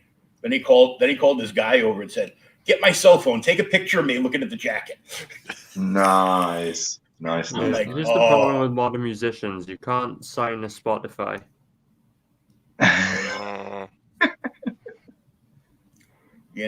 It's true. It's one of those things. Well, guys, I know you got to go because it's like got to be close to 4 o'clock in the morning over there. It's past 4 o'clock. Yeah. Is it 5 over there now? It's 4. It's quarter past 4 for me. Yeah. Good Lord. It's quarter past 4. Let me go, for sake. Well, although if you want, for 2 minutes, I do have a fairly funny Mickey story. Have at it. You want. Okay. So this is years ago. This is BD, before Derek. My girlfriend prior to Derek. And Derek's not her real name, and she is a girl. Okay, but everyone calls these guys, like the Bag and Bin guys, started calling her Derek because I always refer to her as my Derek Whittleflower. In any case, so BD, I was seeing a young lady, and we were watching Breakfast at Tiffany's. And breakfast. I'm sure you've all seen Breakfast at Tiffany's, with Mickey Rooney playing the Japanese guy, which is so popular these days. Miss Go Right Ray. So we watched this classic movie, and the young lady I was with at this time said, "Well, he's been in movies a long time." I'm like, who? No, that Mickey guy, because only a couple of years ago he did that film about the wrestler. Mickey Rourke. Wrong Mickey. Wrong Mickey. Not just the wrong Mickey, but Mickey Rooney was like not qualified to be a midget. And Mickey Rourke is like this huge rippling muscles. It's like totally different. Oh yeah. Actually, before he did the Breakfast at Tiffany, he did a lot of like children's films, but you probably wouldn't recognize him because he had bloody big black ears and a black nose. Oh my God. Oh no! Get down, Pluto! Oh yeah. I can't do it now because my voice is all scratched up. I used to do the Mickey impersonation for my daughter when she was a baby. Oh my God. That's crazy.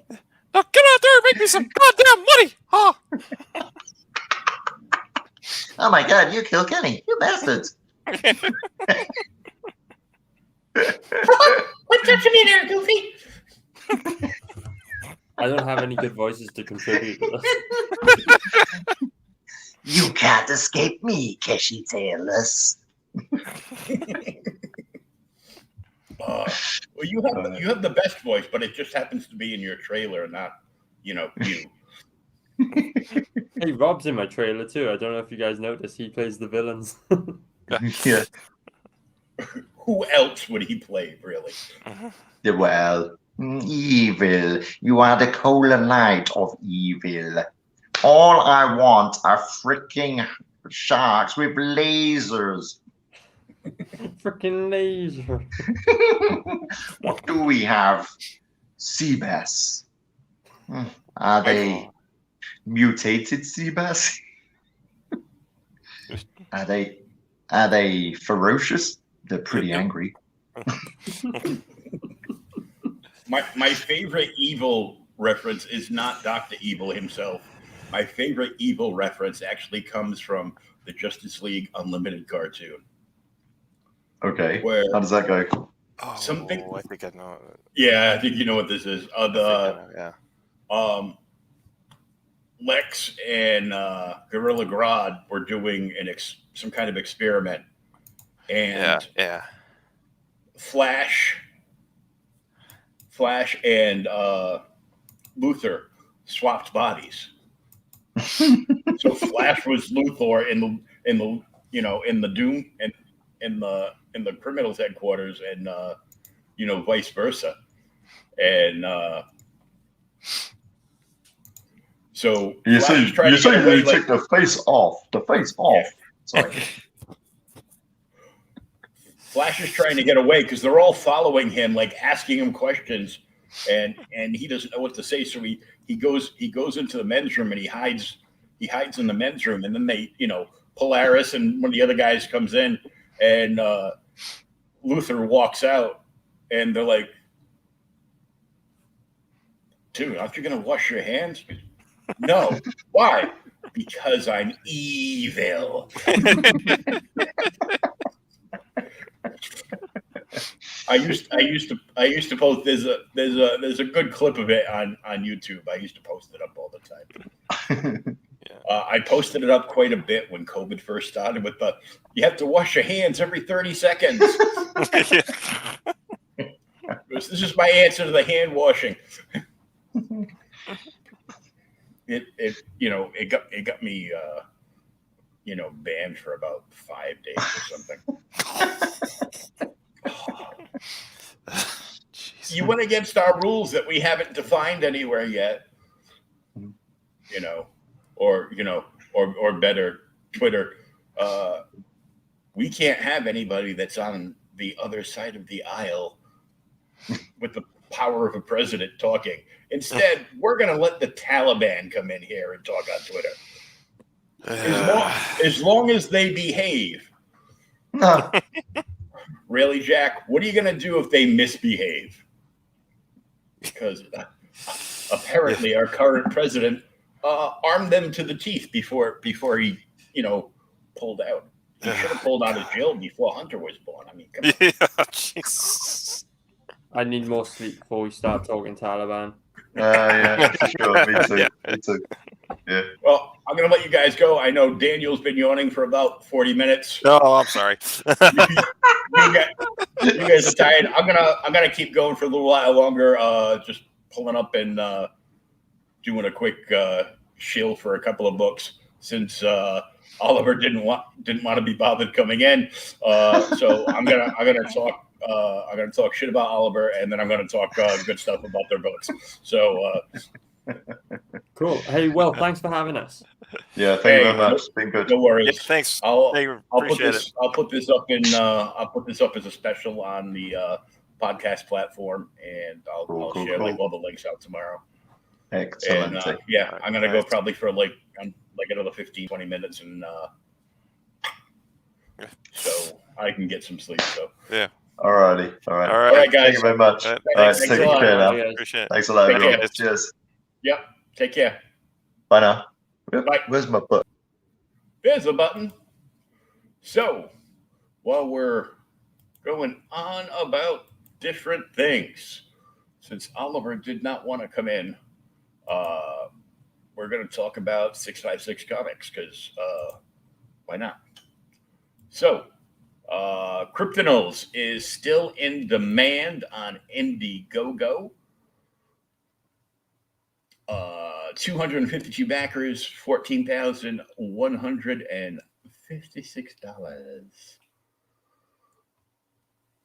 The main cover, that's the cover that I backed. I just really like the main cover. There are some Kryptonals comic pages available at 200. There's 7 pages out of the 10 are still left. And Mazzara's cover art at 400 is still available. Scroll down. I just love this black and white line work that he's got through this whole book. And I hate to admit it, but Ollie was right. That's scary. But this is the scariest thing for me. The Children of the Corn wannabe, all the black eyes on the kids scare the crap out of me. But I'm buying it anyhow. Gonna get the cast. Raydron, Mandog, LaLorna, Kid Cthulhu, Rango, the Rake, and the black-eyed little kids, Bex. Backer rewards right now is the Mandog Unchained 24-page special. It's a supplemental book covered by Preston Acevedo and Oliver Lee colored it. Then there is the Creature book collection of sketches by Dario Rodriguez. That's 24 pages. Monster Moments scrapbook featuring all 12 Polaroid illustrations by Dario Rodriguez and Red Garcia. Includes digital audio files chronicling the incidents. And let's whoop. So we're at 14K. I just don't want to say, oh, these are available, and they're not. So this is unlocked right here. This is the first unlocked. The 2-sided 6x9 mini print. And they're very close to unlocking these 2 mini prints as well. And we will take a look at the trailer.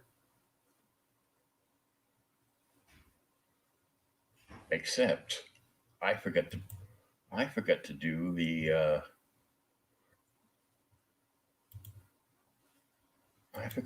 share audio. So share audio, click. And we'll go back to Kryptonals and we'll take a look at the trailer. In the dark recesses of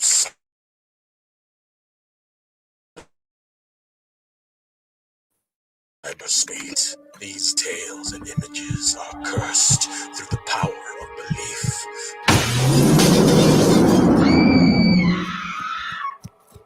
Tulpas, sentient thought forms residing in between the abyss of life and death. Their endgame is to destroy the only reality they know, ours. Only darkness can vanquish darkness, more rapid than the radiance of light. Enter the Kryptonals, mythical beasts of unearthly abilities whose existence has been criminalized by humanity. The first and only line of defense against the incursion of otherworldly evil. A secret war of monsters is about to begin. So So Cryptidals is still on demand on Indiegogo. Of course, you can find links to all these. Just go to 656 Comics in the search on Twitter and it'll bring you right to their page. And you can follow them there, and you can find their website, the YouTube channel, and links to both Indiegogo campaigns. And now we're going to take a look at their next one. This is their Second Chance campaign. Why is it called that? Well, because it's the second chance. This is the second and last chance to get to Undead Border, Escape or Die. Second Chance campaign. Trapped along the Undead Border, a band of teenagers and fight off zombie hordes to safety. 42 backers on the Second Chance campaign. Only 9 days left. It's at $2,360.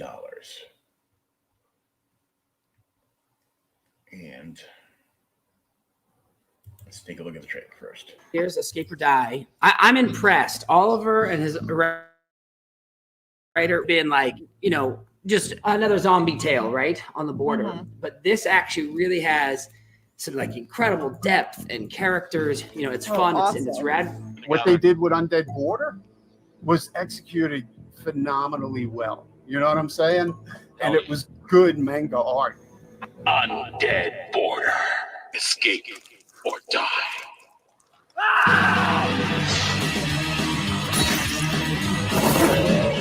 The border is overrun by the living dead, and the only option is to escape or die.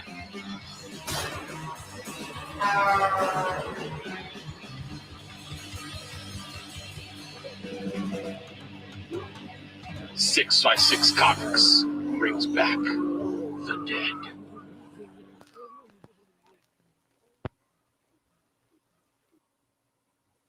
Nice. So, I'll shrink that down. Refresh.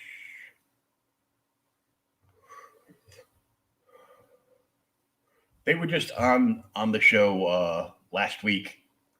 So if you go to Creators Outlet on YouTube, and you can just hit playlist and go to Creators Outlet, and you can just scan through and find the most recent episode with the crew from 656.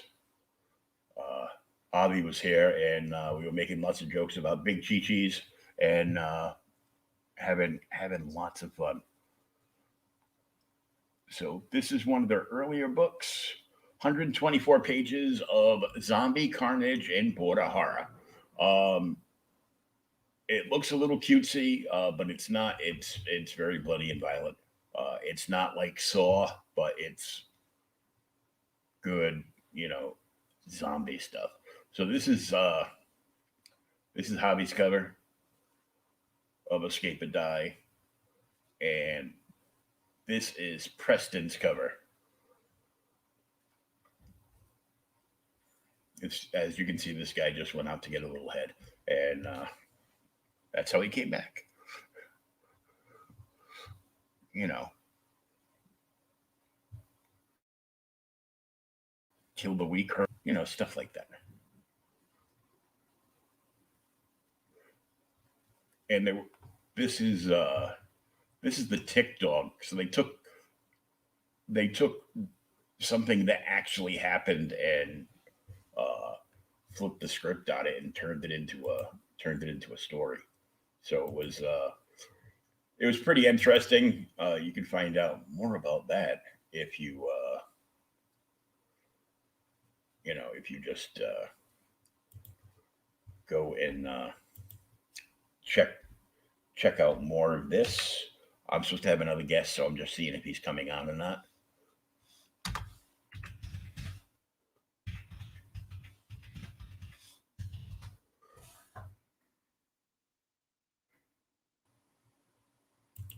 And nope, that's a link to a book. I need the shared link. I'm sorry if I'm drolling on. Well, nobody's watching apparently. So,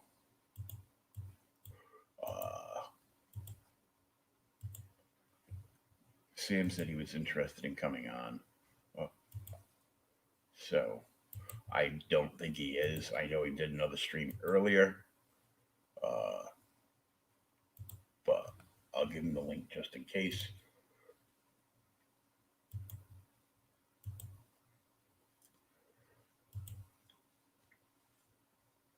It's, obviously it's all black and white. It's really good art. This character over here with the face mask and the machete, he is an earlier character from a prior book a little further down that is only available digitally. They never put it into print. The core campaign. So yeah, there's the hobby cover, and there's the Preston cover. And this is the original Escape or Die. That's the Spanish edition. Because, for Mexico, because they're in Mexico. And this, the Dead Notes sketchbook fanzine, that was explained to me as it's kind of like a diary from one of the characters. So you're basically reading, stuff that one of the characters wrote down. So kind of like a third person acknowledgement of everything that's happened. Plus it's got, sketches and the fanzine part. That's what that is. They have the trading card, the bookmark, the sticker. This will be mailed in a tube only. It's an awesome poster. It's a silkscreen poster, all in blue at the bottom, as you can see, all in blues, and it's all the zombies rushing the border, and then the skater girl upside down with Escape or Die on the bottom side of her skate deck. This is also available. This is Undead Border, the original digital collection, and this is where you see the machete wielding character come into play. This was never put into print. The guy said that maybe down the road, if they do some kind of big collection with like almost like an omnibus, it might see print then. They're not sure. And here's like ink sketch cards. There's the big Chi-Chis, because who doesn't like, even big Chi-Chis on a zombie, nobody's gonna complain. These are just some examples of Hobby's pencil and ink sketches, 6x9 cards.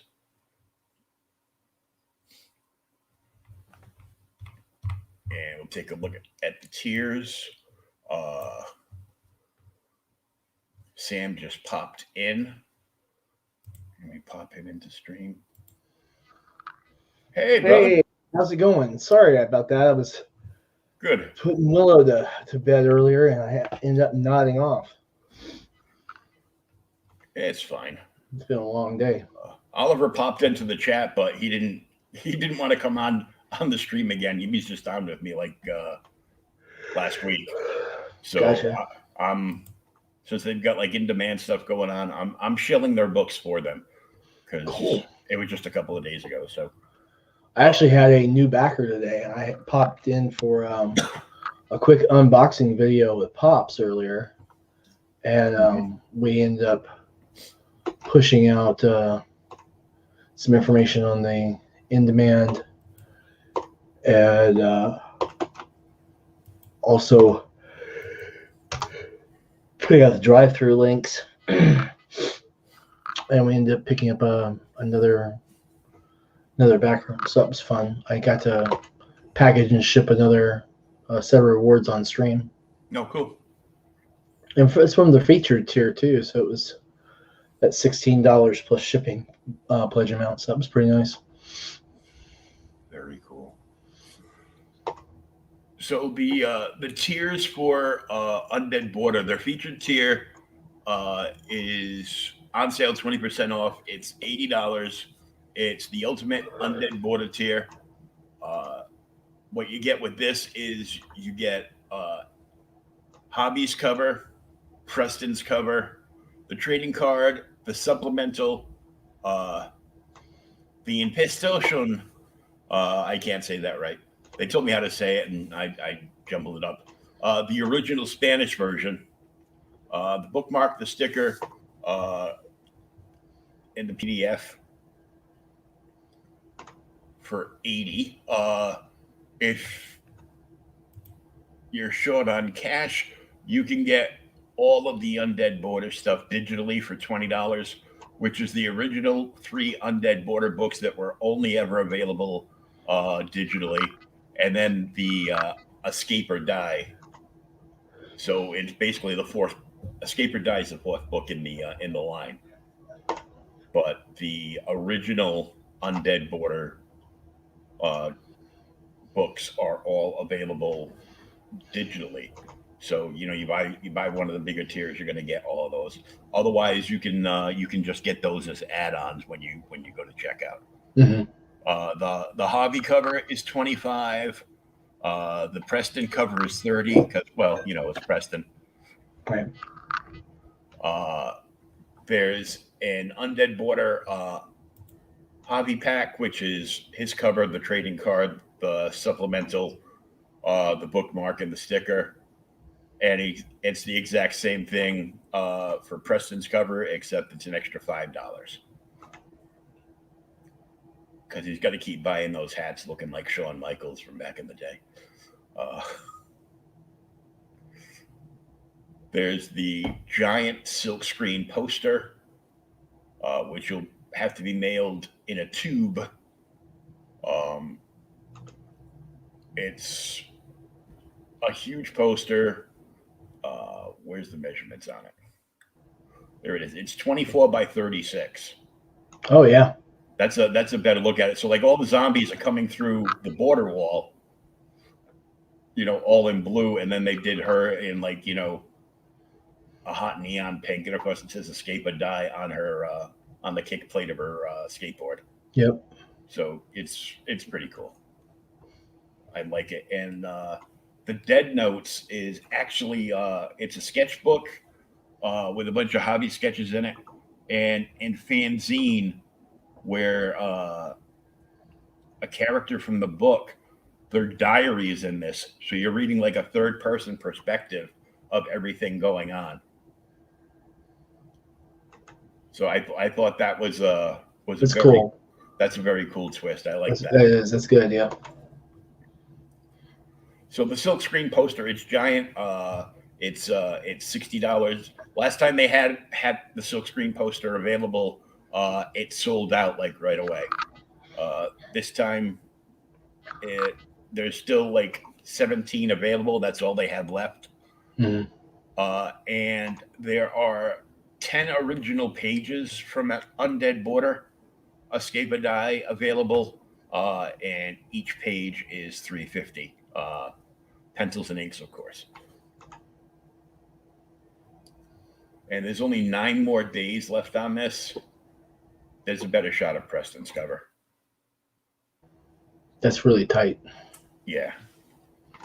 And of course, everybody makes the joke, you're just going out for a little head. And that's Hobby's cover.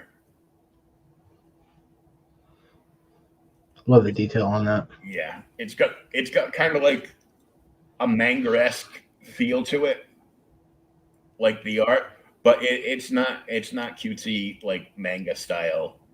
You know, it's not a cute manga mashup. There's, you know, harsh language and lots of death and gore. Yeah, there's some really good gory horror manga that you should check out sometime. It's not all cute by any means. Yeah, I know. That's a really, really strong page. This one, yeah. Yeah. Yeah, a friend of mine quit Western Comics altogether, shoved them all out shoved all his boxes out in his front hall, and went full blown weeb. And he's got his own weeb channel, and he works high steel in Boston. It's a tough job. It's a tough job, but the paychecks are rewarding. And he's single and is bored and doesn't know what to spend it on. So he averages out like a few grand a month on manga. So, man, that's hard to do. I mean, he'll buy just about anything. Huh. But he'll buy anything to check it out to see if he likes it. And here's some of the ink sketches, some samples of Hobby's ink work. Oh, that is cool. And of course, and they're 6x9s. 6x9 size, yeah. And it's the same. This is the same size 47 is. So I mean, that's good size. Yeah, that is a good size. And of course, you know, we all crack the jokes. Oh, the big Chi-Chis. Yeah. And one of the books, there's an exclusive done for a store, and the woman got herself put into the book. That was exclusive, and that's her right there, with like the little Godzilla monster eating the medical pack. Yeah, that's her store logo. So that's her branding across.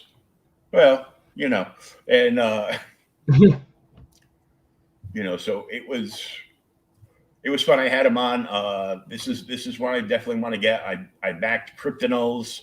I mean, I'd like to be able to get, you know, the whole thing, but you know, super limited on funds and everything. So, right. You know, I'm probably gonna get I'm probably gonna get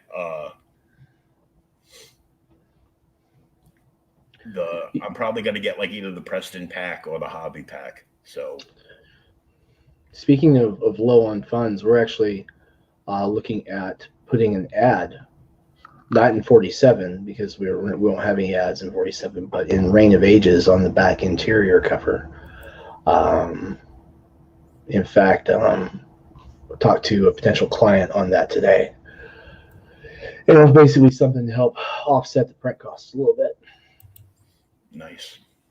Yeah. Speaking of Reign of Ages, Nick Capone, who is co-creator with me, you know, he's a Kubert School instructor.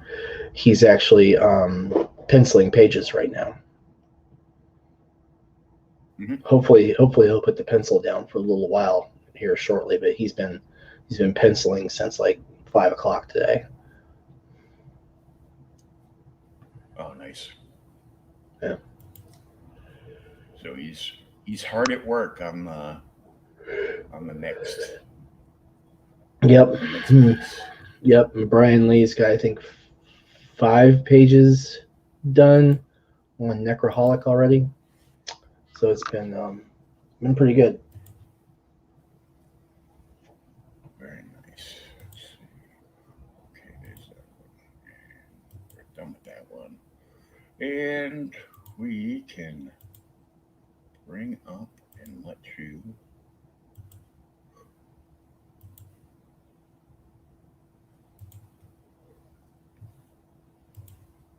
talk this.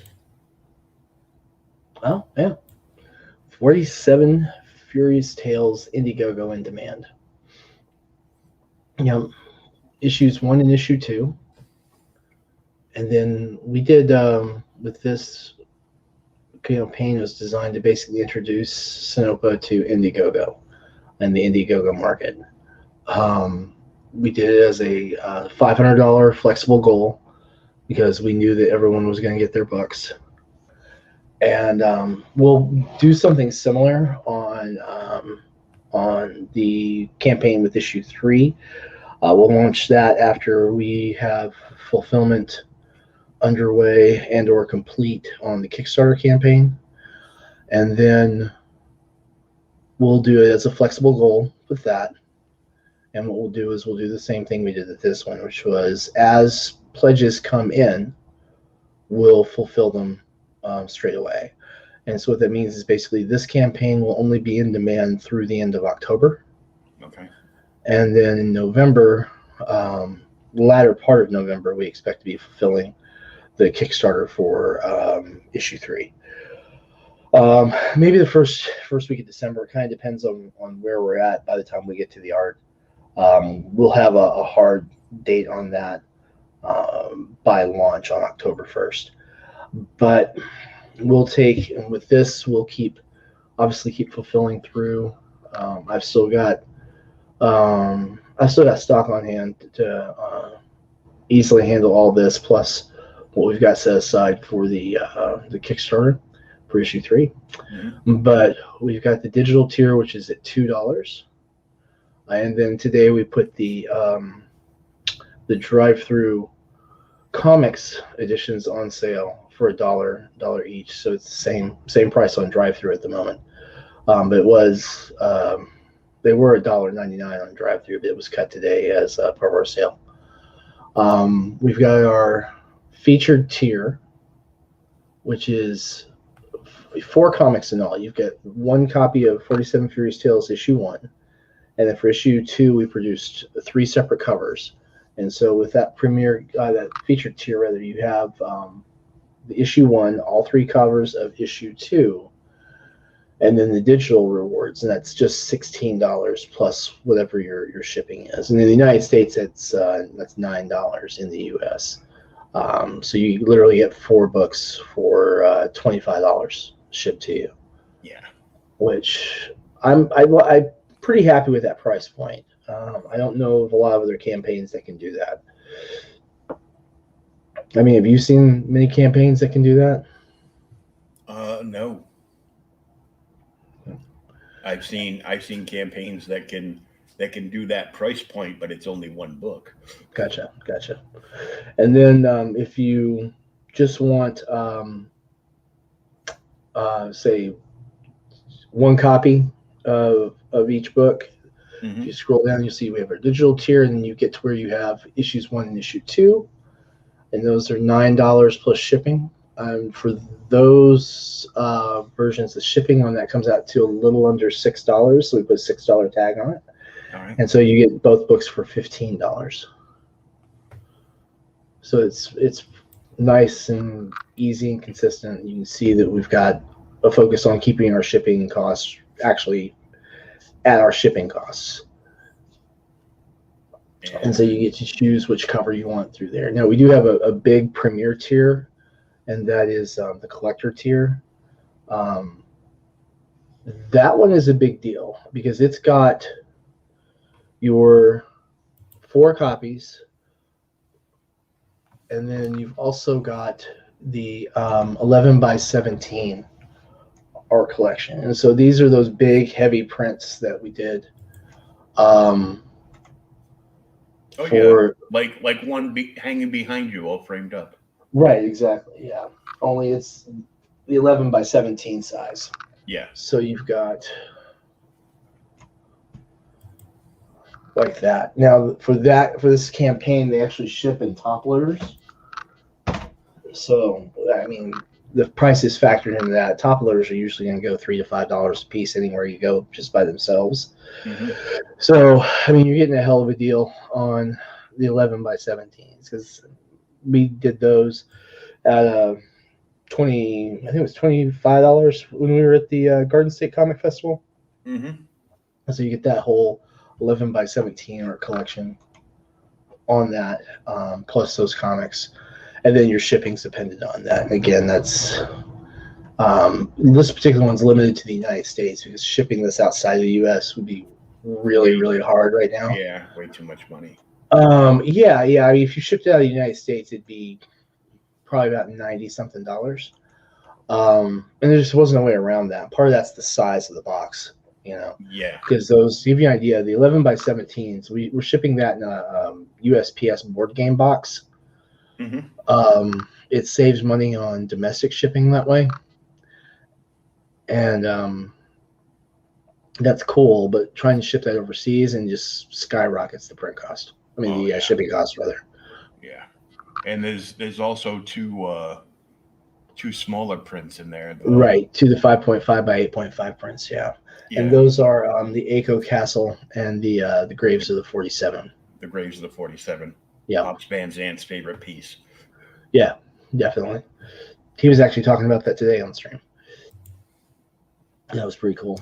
But yeah, we did a lot of work getting these issues put together, and thankfully we were able to, because of our fine Kickstarter supporters. We're hoping that everyone's going to come out for the Kickstarter October 1st and help us get issue 3 out. As with any project like this, the big part of the fundraising is for paying for art and for the actual shipping of rewards. So we're going to be looking at a $6,000 goal on issue 3, just like we did on issues 1 and 2. Mm-hmm. This time we're going to fund in one go, though. Hopefully the community will come behind this and really help us push this forward.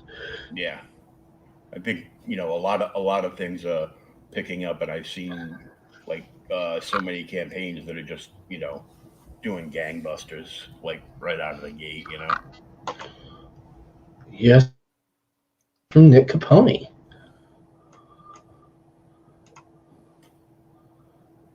Oh, blue lines.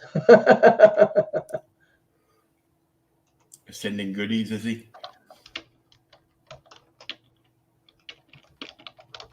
Hold on a second. Let me ask him if I can show it.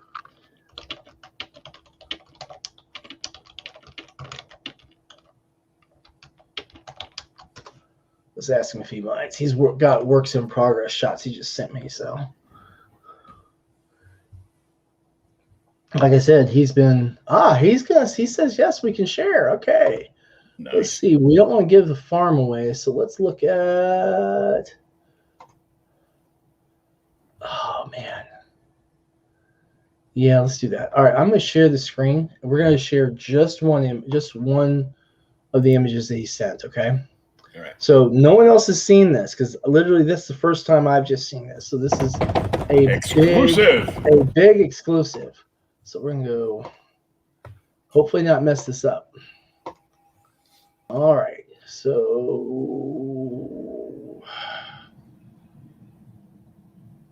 and let's see here if we can. You see it? Yep. So this is from Reign of Ages, issue 1. Oh, man. This is the line art he's putting together. And apparently he was deciding to stick some blood images too, so we'll enjoy that. But I love the details that he puts in. Again, Nick Capone is a fantastic artist, colorist, incredible creator. He's an instructor at the Kubert School. He's done a lot of work over the years for Sinopa. We've had from him everything from doing page border art to doing illustrations for the Sinopa Omnibus, to coloring covers. I mean, he's just been a great artist to work with. But this is the very first time I've seen the pages, as you can see, getting these pencils and everything done. Just, man, absolutely incredible. He does such good work. And we're going to stop sharing that so that I can stop obsessing over it for a minute. Yeah. You're gonna get too excited and be like, let me just take a peek at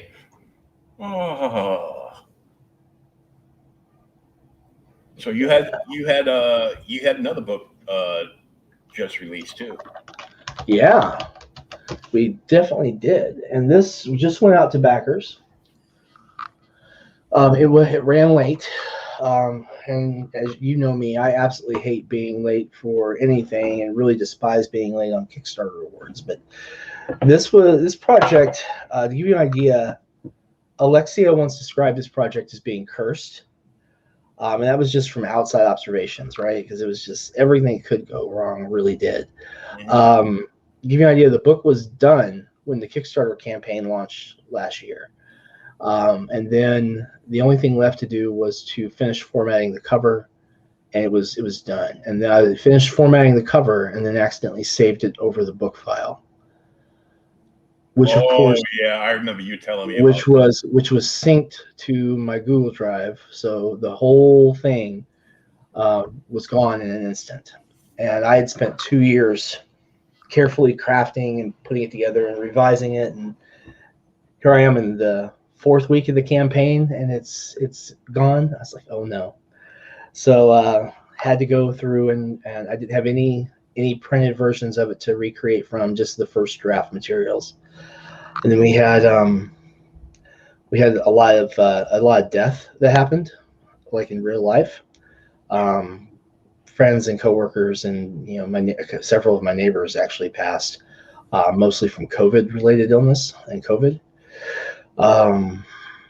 And so yeah, the entire end of the year and the first part of this year really, really sucked. So that was not cool, but we did get it out. And we got it printed from the same print shop that prints our 47 Furies Tales book. And so we got this absolutely glorious cover. Nice. By Tony Ojeda. Tony is actually doing an appearance in issue 3, because one of the things we're doing for that is we have a character illustration by Tony going in the book. And so he is going to be working on that, and we'll probably reveal that probably October 16th or 17th, unless I give into temptation and reveal it earlier. He's such a fantastic artist. He has a variety of different styles he likes to undertake depending on the mood. So, for example, this is one of the things he's produced for me when he does horror themed work. Just really, really stunning. That's awesome. And of course, I've had him do a lot of horror or monster pieces over the years. And just he's continuously impressing me. Just such a fantastic artist to work with. And there's all kinds of maps and everything else in that book too. Yeah, it's 13 encounters, or 13 or 14. Plus, there's rules for escalation for reusing particular encounters in case the adventurers playing through, the player group doesn't really advance the plot very rapidly. You can make it more difficult by escalating as it goes on.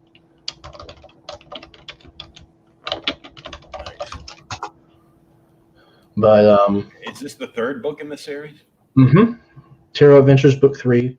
First one was titled The Draw of Glenfollow. It's available on Drive-Thru as well, which is like 50 pages, I think. And then Comet over Echo Rock, which I think is also about 70 pages. And then this one is 72. The 4th one, I am probably not going to do this year. I'll probably do it next year. I was originally planning on doing it the end of this year, but no, I need a break after having to rewrite all of 3. And so I might hop on that over the Christmas holiday, so that I can take the script notes in the series outline and flesh those out and start dropping them in.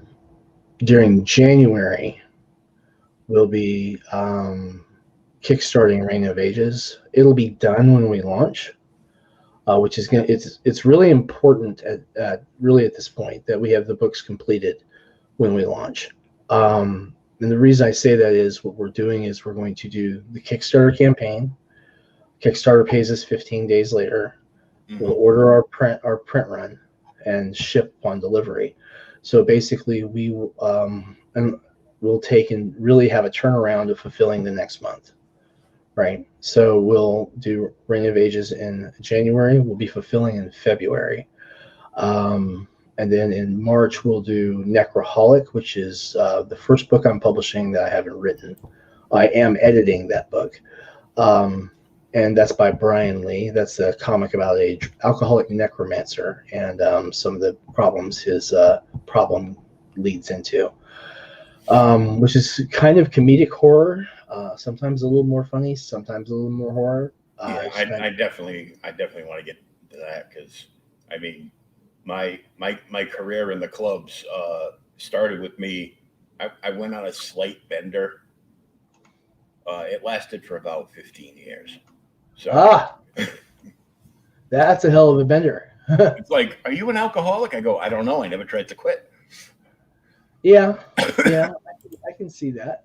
You know, my father actually once went to an AA meeting and said no one likes a quitter, and they got up and left. Now I'm going to give a quick sneak peek on this. This is also something we've never shown anyone. Okay. So, guys, this is one of the interior pages from Necroholic. Now, this is just this is black and white at this stage. Okay. So,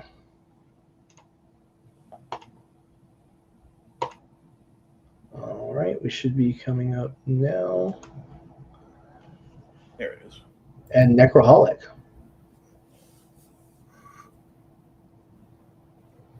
Oh man. How's that for cool, huh? It's Elvis.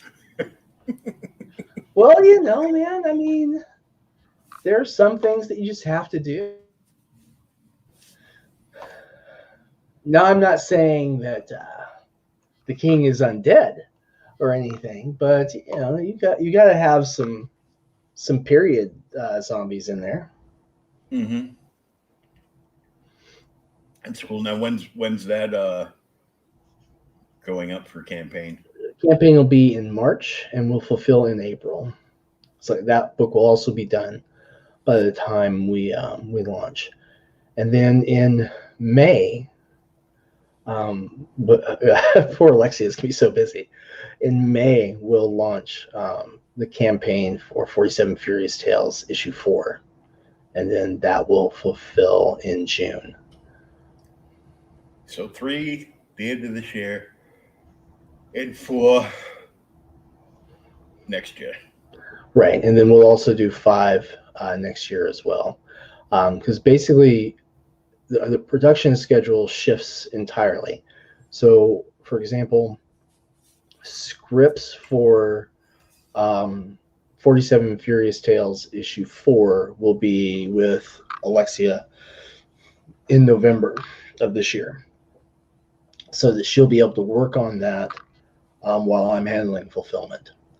And so, again, keeping so that we have the books done well in advance. The script for Reign issue 2 will also be in Nick Capone's custody, so that by the time he's finished, he can start the layouts and everything and get to work on issue 2. And so he'll be working on issue 2 while we're crowdfunding issue 1. And then the same is true for Brian Lee. As soon as Brian finishes issue 1, he'll be moving into work on issue 2. And so we'll have a really, really consistent production schedule through next year.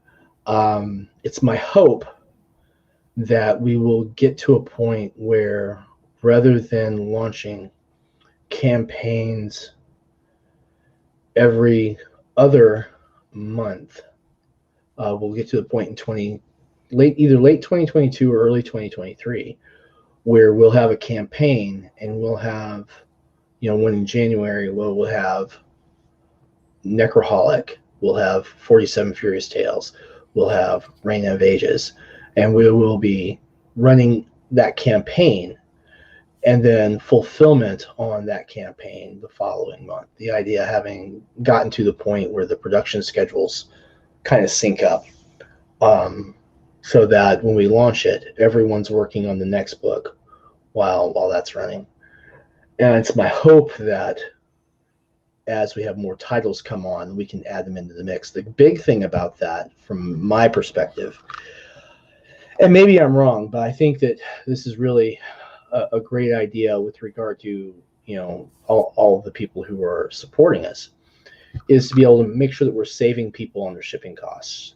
Because when you ship all those individually and you pay individual shipping, that's a little bit more on shipping than necessarily need be done.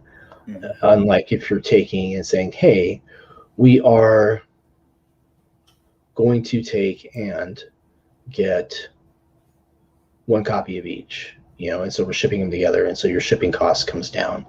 So instead of paying, you know, $6 or $7, depending on where you're living at, in the US for your shipping, instead you're actually just paying, for each individual book, you're instead paying, like, what would it be, like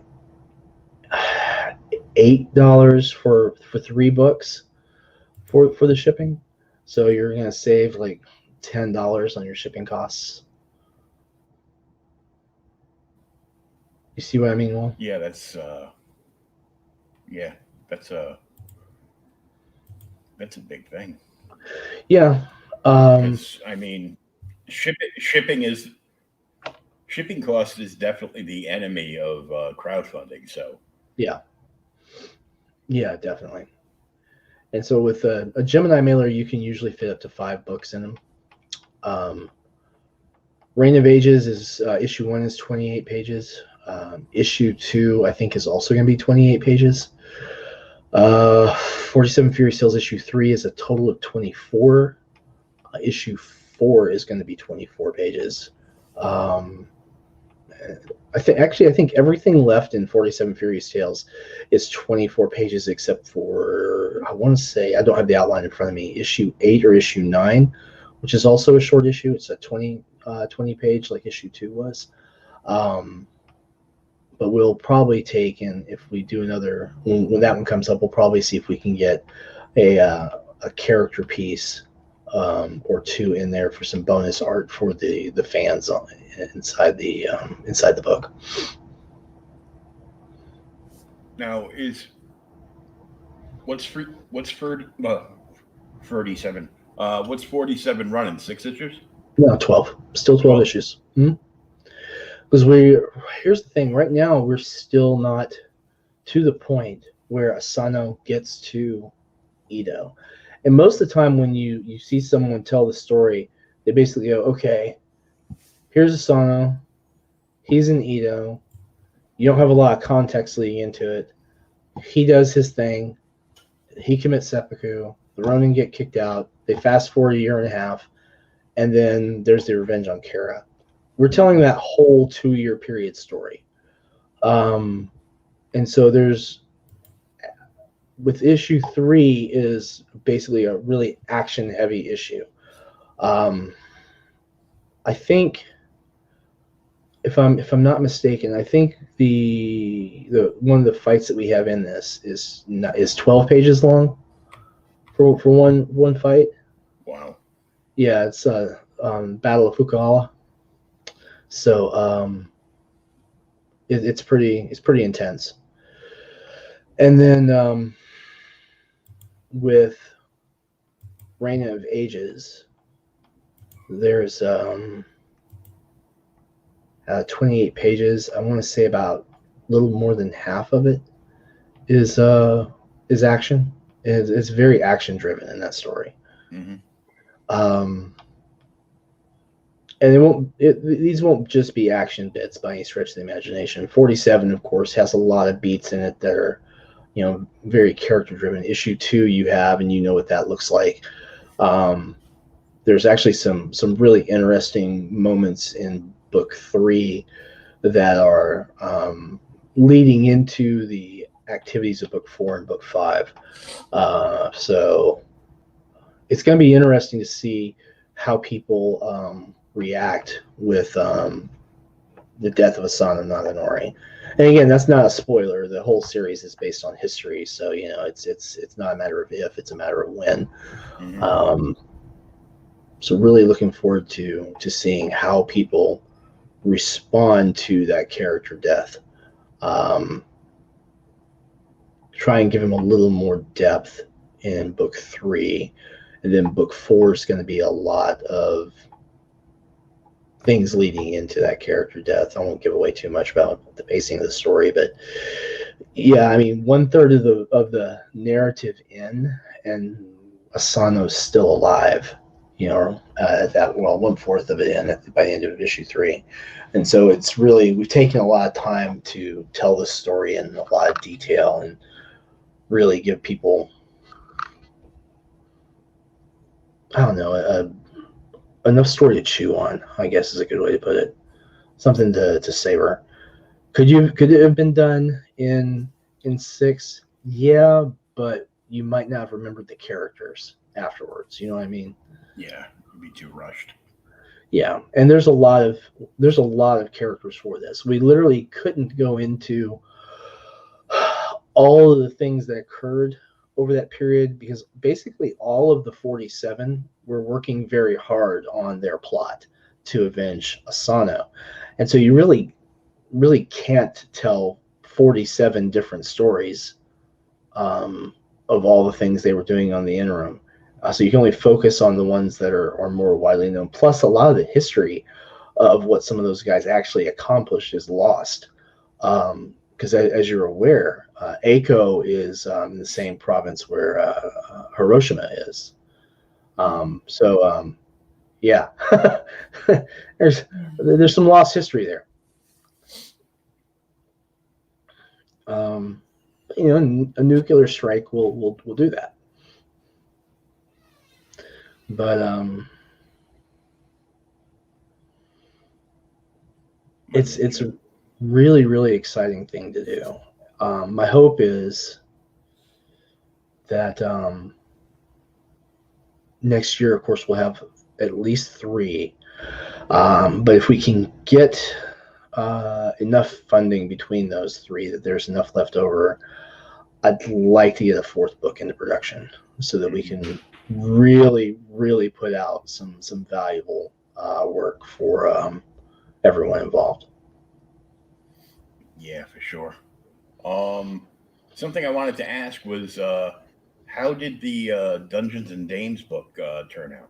Dungeons and Dames is good. We are waiting on one final piece before we can send it to the printer. I think I'm going to have that this weekend or Monday. I've got to talk to the artist in question. If I'm not going to have it Monday, there's one backer I'm going to have to refund because he wants the book for a gift for his wife.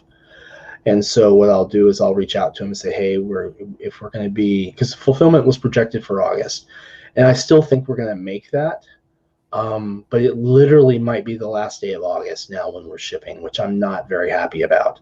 Not that it's not going to be late. It's just that people will wait like 2 or 3 days into September before they get it. And when you've got one guy on there who's saying, hey, this is a gift for my wife and her birthday's in August, well, then, that's something we got to take into consideration. Mm-hmm. So I'll probably be refunding his pledge, which is unfortunate that we have to do that, but it's the right thing to do. Yeah. But the book looks great. Greg Harms did a little bit of something different. He gave us an example of his work in color, and then several examples in black and white line art construction. So you get to see basically 2 different sides of what he does. He didn't do one piece and then show across that spectrum. He did one colored piece and then the others. His pinups are very demure. Some people say, it's more of an action piece, but I'm like, no, that's what he's got his boobs and his butts out there. So I mean, that's his pinup model. And then of course we've got the really cool stuff from Warren and Alexia and Nick, and just It's a really interesting collage of styles. We're going to have a meeting probably next weekend to see who wants to do a book for Dungeons and Dames in 2022. Nice. So, yeah, I got a little. I got a little. I don't know what to call it right now because it's late. But towards the tail end of the campaign for that is when all that stuff with Wizards of the Coast and TSR dropped, and there was a certain video on a certain sci-fi stream that all of a sudden had, well over 10K views on it because of little something. And I was like, oh, they couldn't have waited until the campaign finished because anything D&D was like poison at that point. So we weren't really affected by that, I don't think. I think we were more affected by the fact that 2 other pinup art books came out at the same time. And I think that caused by surprise. But that's the thing about crowdfunding. You never know what's going to go on. And like one of the crowdfunded pinup art books was Karen Nicole. So of course there was a lot of people who gravitated towards that. She did really, really well, really happy for her. The thing is that our books are entirely different. But if you've got, photographic pinup book and then a illustrated pinup book, you're going to see a lot of people generating towards the photographic pinup art. It's going to happen that way. But we have some absolutely fantastic people. The book's going to be printed on the same specs that Dungeons, the Death Comes to Glenfalla was, and so we know what to expect with the quality on the book. It's nice. Now these pages, these interior pages, that's actually the same page weight we use on the comics. So when you get up to 8.5 by 11, though, that's really heavy paper. And so it's definitely interesting to see how that's shaking out. Yeah, it's you've got so much stuff going on because you got the RPG stuff going on. Yep. You've got 47 going on, which of course now I have to have Alexia's cover on every single issue, double signed. So, because you sent me signed copies, I go, well, now I have to have them all signed. Yep, it's the Pokemon of indie comics. Yeah, you got to catch them all. It is. It's like, oh dear God, I'm suffering from indie FOMO. Yeah, here's the thing too, and I tell this to everybody, because some folks are like, man, it's not the books, it's the shipping. It's not the books, it's the shipping. Just talk to your local comic shop. Say, hey, can you start carrying books from Sinopa, and just have them reach out to me, and I'll ship them stuff. We just shipped another shipment to the Collective for more 47 Furious Tales, if you can believe that. And Danny sent me a message. He had one copy of 47 Furious Tales issue 2 left on the shelf, and they needed issue 1 and some more issue 2s. And so I shipped 2 boxes. Both boxes were damaged in shipping, and so the big box had the comics and a big stack of 11 by 17s, and it didn't hurt the comics. It didn't hurt any of the little mini prints, but it destroyed the 11 by 17 art prints that were in that.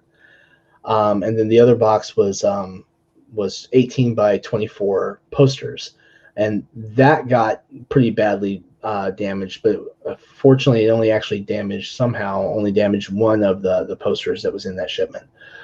But Danny was telling me, he's like, yeah, it's weird. We had the box in the store, and the guy came in and got the issue 2 and came up and said, hey, do you by any chance have any more copies of issue 1?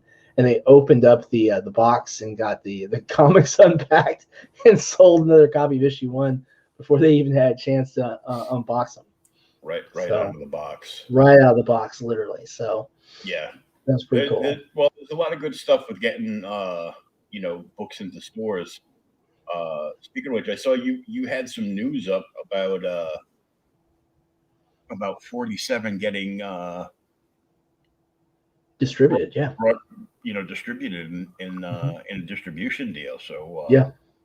So I struck a non-exclusive deal. We have a contract with Comics Mainstream, which is owned by Adam Watson, who also owns Darkslinger Comics in Oregon, and they are putting spinner racks up in a lot of different store locations. So our first store was a marijuana dispensary. Shout out to Bigfoot Buds in Molalla, Oregon. And Bigfoot is actually got a really good place for the spinner rack too. They put us in a space that's on your way to where you go to your ATM if you need to get cash. Mm-hmm. And you've got your spinner rack just next to the ATM. And then on the other side of that is a beverage cooler. So you come into the dispensary, you get your cash so that you can get your weed. You get your comics so you have something to read. You get your cola so you have something to drink. You pick up your weed. You go home happy. I know some of the dispensaries, especially the ones that do the medical, will have you. It's almost like a lounge that there's a lounge area where you can partake there, especially if it's like a new strain that you haven't used yet. And they're moving you on to something a little stronger because it's, whatever you were using wasn't cutting it. They want you to try it in store, and, in case anything weird goes on with you, they don't want you behind the wheel or anything. So. Right. Well, you shouldn't smoke and drive anyway. Even in a wheelchair? Yeah, you probably shouldn't do that. Get someone to push you around. It's so much more comfortable. I can't. It's an electronic one. Oh, you're gonna need that Tesla autopilot software. Nah, I don't want. No, seriously, think about it. You like sit there. Making me hacked. You get. You're not gonna hack that. You get really high. You're like, okay, I need to go to the kitchen. I need a drink, and just have your voice activated command executed, and it drives you in there. By the time you get to the kitchen, you forgot why you're there. Well, that happens all the time now. Yeah. Like I'll get up from a recliner, get in the chair. I'll go to the kitchen and be like, wait, what am I doing here? I gotta go to the bathroom. This is the kitchen. I'm like, oh, it just, it's terrible. What do you think about Necroholic shot glasses? I'm thinking about getting a set of shot glasses made from Necroholic. Well, shot glasses are always popular, and but they're a bitch to ship. You got to ship them separately. Well, I have a solution for that. I do. I have a solution for that. I'll get there's knowing the dimensions I'm dealing with and what the packing dimensions are. I can get Pack Lane to produce some custom boxes for me. Mm-hmm. We can get them out that way. Nice. Mm-hmm. My favorite shot glass is something called the Bubbler shot glass. My favorite shot glass got destroyed by a certain someone about 4 years ago. Oh, yeah. So they'll do stuff like that. Yeah, sometimes. I was introduced to the Bubbler shot glass at one of the clubs I worked at, and they bought one for me, another friend of mine that DJ'd there, and my buddy that was basically head of club security. Mm-hmm. And then that year, we all got big bottles of whatever we like to drink.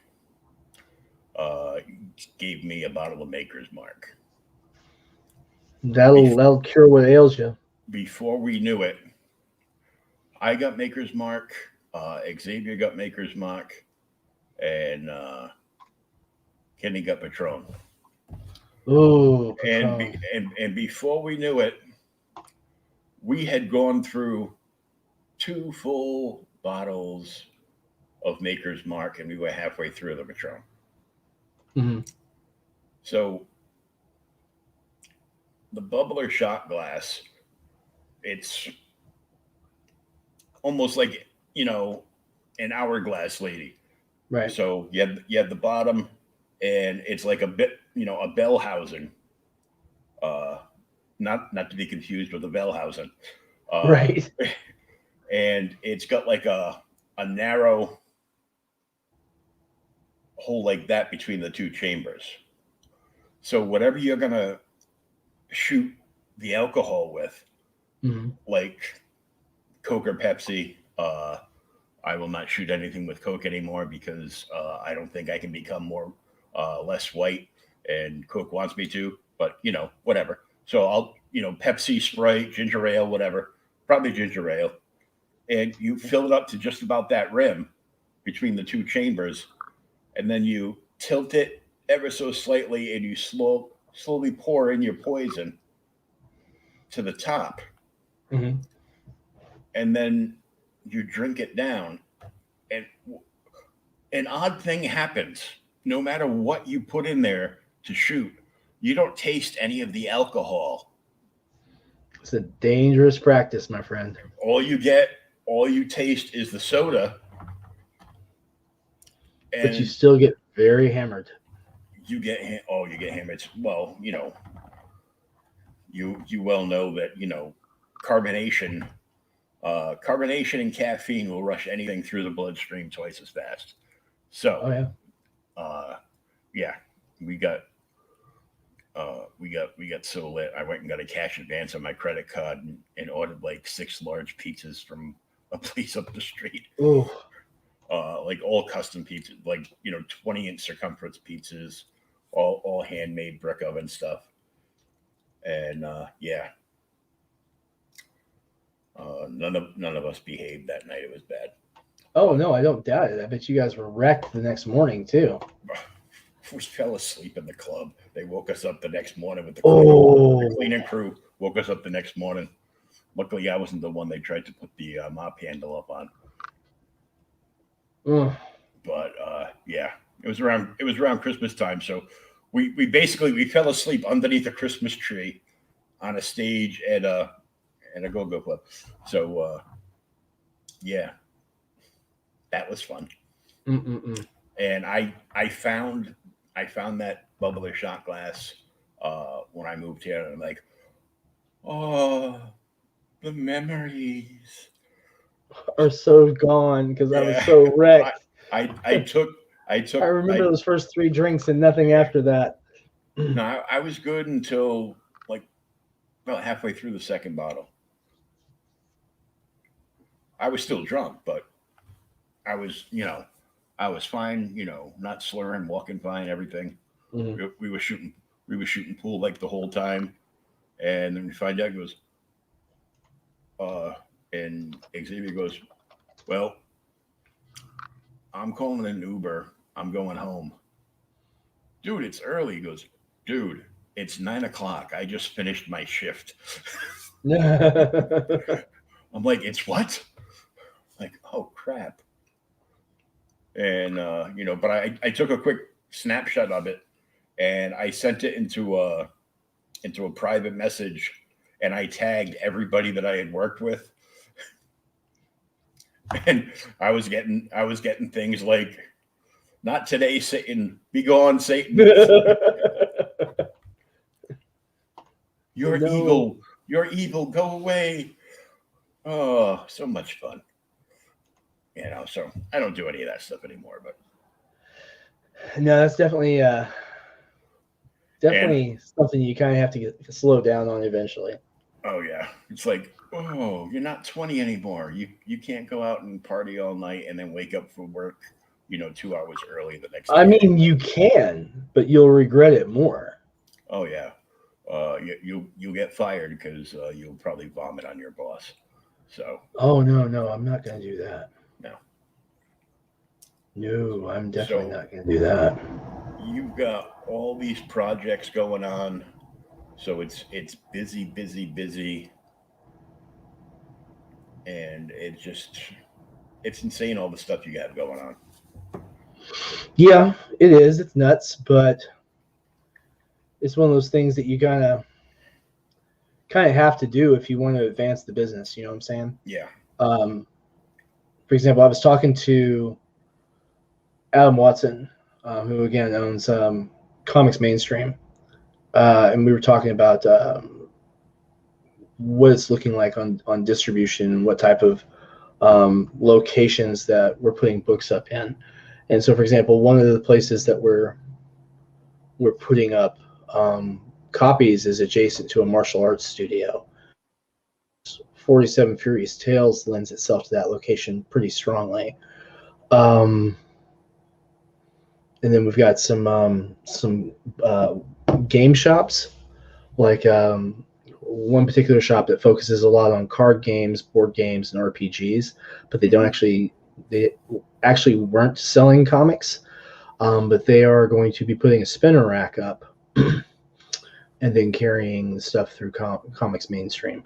It's interesting to me about that because my first shop in Kentucky, we just got a couple of weeks ago, was the oldest existing game shop in Lexington, and that's Rusty Scabbard. And so they're carrying 47 and some RPG titles, and that was just because I spent a day side by side with the owner at the con that I was at in Lexington for Lexicon, the tabletop gaming convention, and that was actually very productive. Very, very, very good.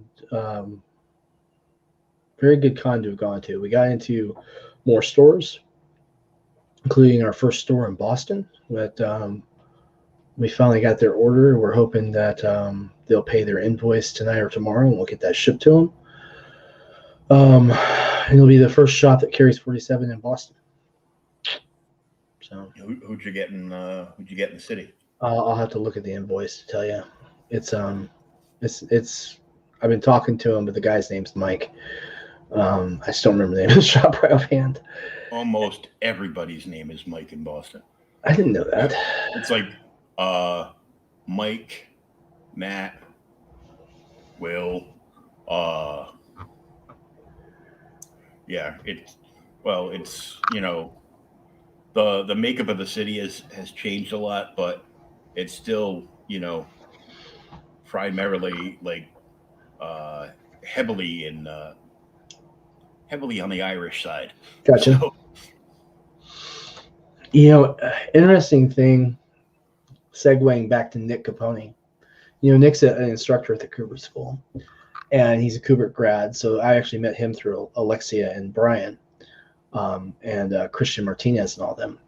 And as a current instructor there, he was one of the guys who actually, him and Lloyd suggested having Sinopa represented in their portfolio review for the Kubert School this past year. And so I went with Alexia and I, we did it virtually. And which is weird because we did it virtually while we were in New Jersey. I was actually in New Jersey and we're doing this whole virtual thing. Because we had to get 47 signed, right? But the interesting part about that is that we got to see a lot of artists from a lot of different soon to be graduating Kubert folk. And so we've got a handful of other artists I'm looking at real hard for other projects out of that graduating class. And then Nick talked to me today. He's like, there's this certain artist who's done a lot of work for DC, done a lot of work for Image. She's pretty well known. And he wants her to do a illustration supporting Reign of Ages. So I can't name names yet, but if we sign that particular person on, then we hope to get some cross population from her crowd, her fan base. And it adds another layer of work, but it's something that can be done and done and handled pretty easily. Excuse me. But it does mean more people to tag on all the social media promos when you put it out there. So yes, now on. Sorry, I'm cracking myself up a little bit. I was about to say, now on Creator Outlet, we're going to be talking about Reign of Ages and these 11 people that were tagging on that to show off their fan base. But yeah, it's happening, man. We're taking one big step at a time to try and get our production speed up. And any more conventions planned for you this year? I'm going to try and do Sin City Con, just right outside of Cincinnati in Sharonsville. I've got to work out what I'm going to do about childcare because my daughter's mother is having an issue with COVID in her house at the moment. Which is problematic to say the least when you've got, her husband and then two small children in the house. Well, not small, they're older than Willow. Willow's siblings are, a few years older than her. But that's a problem in that you can't have my daughter in a house that has active COVID cases in it, obviously. And of course, the other thing is, will it even still be going on by the time October 1st rolls around? I really want to do that because it's a good con opportunity. It's not too far away. It's about a 2-hour drive, which I would probably actually just drive back and forth each day. As weird as that sounds, that I could probably get away with that, or I'll stay at my buddy's place. He lives about 20 minutes on the other side of town. That might be a better idea, actually, now I think about it. But that begs the question of, the childcare issue. Willow's young enough that I don't really think I could reasonably expect her to sit there throughout the whole con for 3 days in a row. But the con's an interesting opportunity as well because it starts on the launch day for 47 Furious Tales issue 3. And so I could do the con and then do the scheduled appearances we have on the 1st. I saved a date. I saved 2 dates open that you and I can schedule that first week too. So if we'll just pick out which one's better for you. If you're still up to having us for that, to promo the launch window. Oh, yeah. And then when that's over, of course, we roll into Monday, and then Peter Simeti's streams are usually on Monday evenings. So I'm gonna reach out to Pete and see if we can get a time slot for that Monday, and just run like hell with it. We're booking appearances this week, and as long as it takes for us to get at least 3 or 4 appearances a week throughout the occurrence of the campaign. Yeah. Work smart, not hard, right? Yeah. It's the more eyes, the better. So for anyone watching this stream, either now or later, when you see folks who are putting together these campaigns, and you're like, oh, this is pay your artist, write your story, pay your artist, send it to the printer and go. No, there's a lot more that's going on in the background. It's like a duck on a pond. On the top side, he looks pretty calm. That's because he's focused and kicking the shit out of the water beneath him. So, I swore on the stream. I'm sorry, everybody. Did you? I did. Bad language. Bad language. No donut for me. Well, fuck it. We've been swearing all night. I had Aria and Rob from CGUK on. They had Twisted Fairy Tales, Rob's Rattle and Roll, and Tailless from Aria, and I started the stream 9 p.m. my time, and it was already past 3 a.m. over there. Oh yeah, definitely. Rob came on at 4 a.m. his time, and Arya came on at 3 a.m. his time. Arya wouldn't turn his camera on. He goes, "No, I'm a mess." I go, "Oh, you didn't have time to do your hair. We could just shave your head." No. Hey man, I mean the struggle is real, man. I mean the struggle is real, trying to keep shit squared away. Oh yeah, because he's got Arya's got 9 days now left on his campaign. Twisted is still in demand, and Rob still has the sign up page going for Rattle and Roll issue 2. I think Manchild's still active too, isn't it? Is it? I think so. I'll have to check. With Nandor, yeah. Oh yeah, yeah. I invited him to come on, and he gave you one of these. So I'm like, okay. I'll tell you what's been a lot of fun is that I was talking to Adam, and we've been going through and introducing him to some creators that he hadn't met yet, and which is weird to me because like Adam taught me most of what I know about crowdfunding, honestly, between stuff that he and I talked about during my first 2 campaigns, things that we talked about pretty much for every campaign since, and then stuff I've learned from Madeline and from Mike Shea's campaigns, and just basically seeing what other people are doing and asking questions in the community. It's really cool to be able to turn around and say, hey, I know you wanted to get your stuff out in the stores more readily. Talk to Adam, and so Zachary Morris, I just mispronounced his name, but Zach, who did his Kickstarter last year, just got his books on Spinner Rack, which is his first time in the store other than in Dewey's. So that's pretty cool to get him into that position. And then Mike Shea, from what I understand, is going to be distributing there as well. And of course, one of the big things about that is getting him into the dispensaries. A lot of people are really excited about that. Yeah, that's just being able to get your indie books out on shelves on a regular basis. Yeah, is big. Yeah, I'll tell you, there's another chain of stores I'm looking to get into. I'm working on, and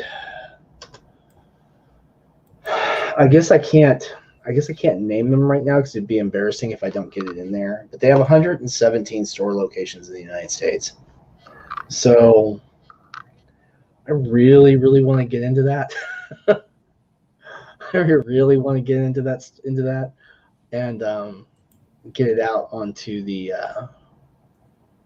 shelves. Is my aspiration. So hoping to displace some of the what do you call it, the trash magazines, like the Inquirer, the Star, and all that. Mm-hmm. Hoping to displace some of those in favor of some Sonoma comics. Yeah, would be much better. So wish me luck on that. 117 stores would mean having to ship about 6,000 copies per issue. So I'll take that. Deal goes through the next, 5 minutes later, you're ordering a few pallets of each issue from the printer. Yeah, I mean 6,000 would be about pallet, yeah. Because I ordered 4,500 copies of issue 2, and it was most of a pallet. That's a lot of books. Well, I've sold about 1,000 of them so far. Yeah. Between the Kickstarters and the shipping to shops, and then, the Indiegogo campaign. That money's, gone into strengthening the company's financial position, and some of it's gone into, paying artists in advance. It's important. Yeah, You gotta pay your art and you gotta pay your print cost.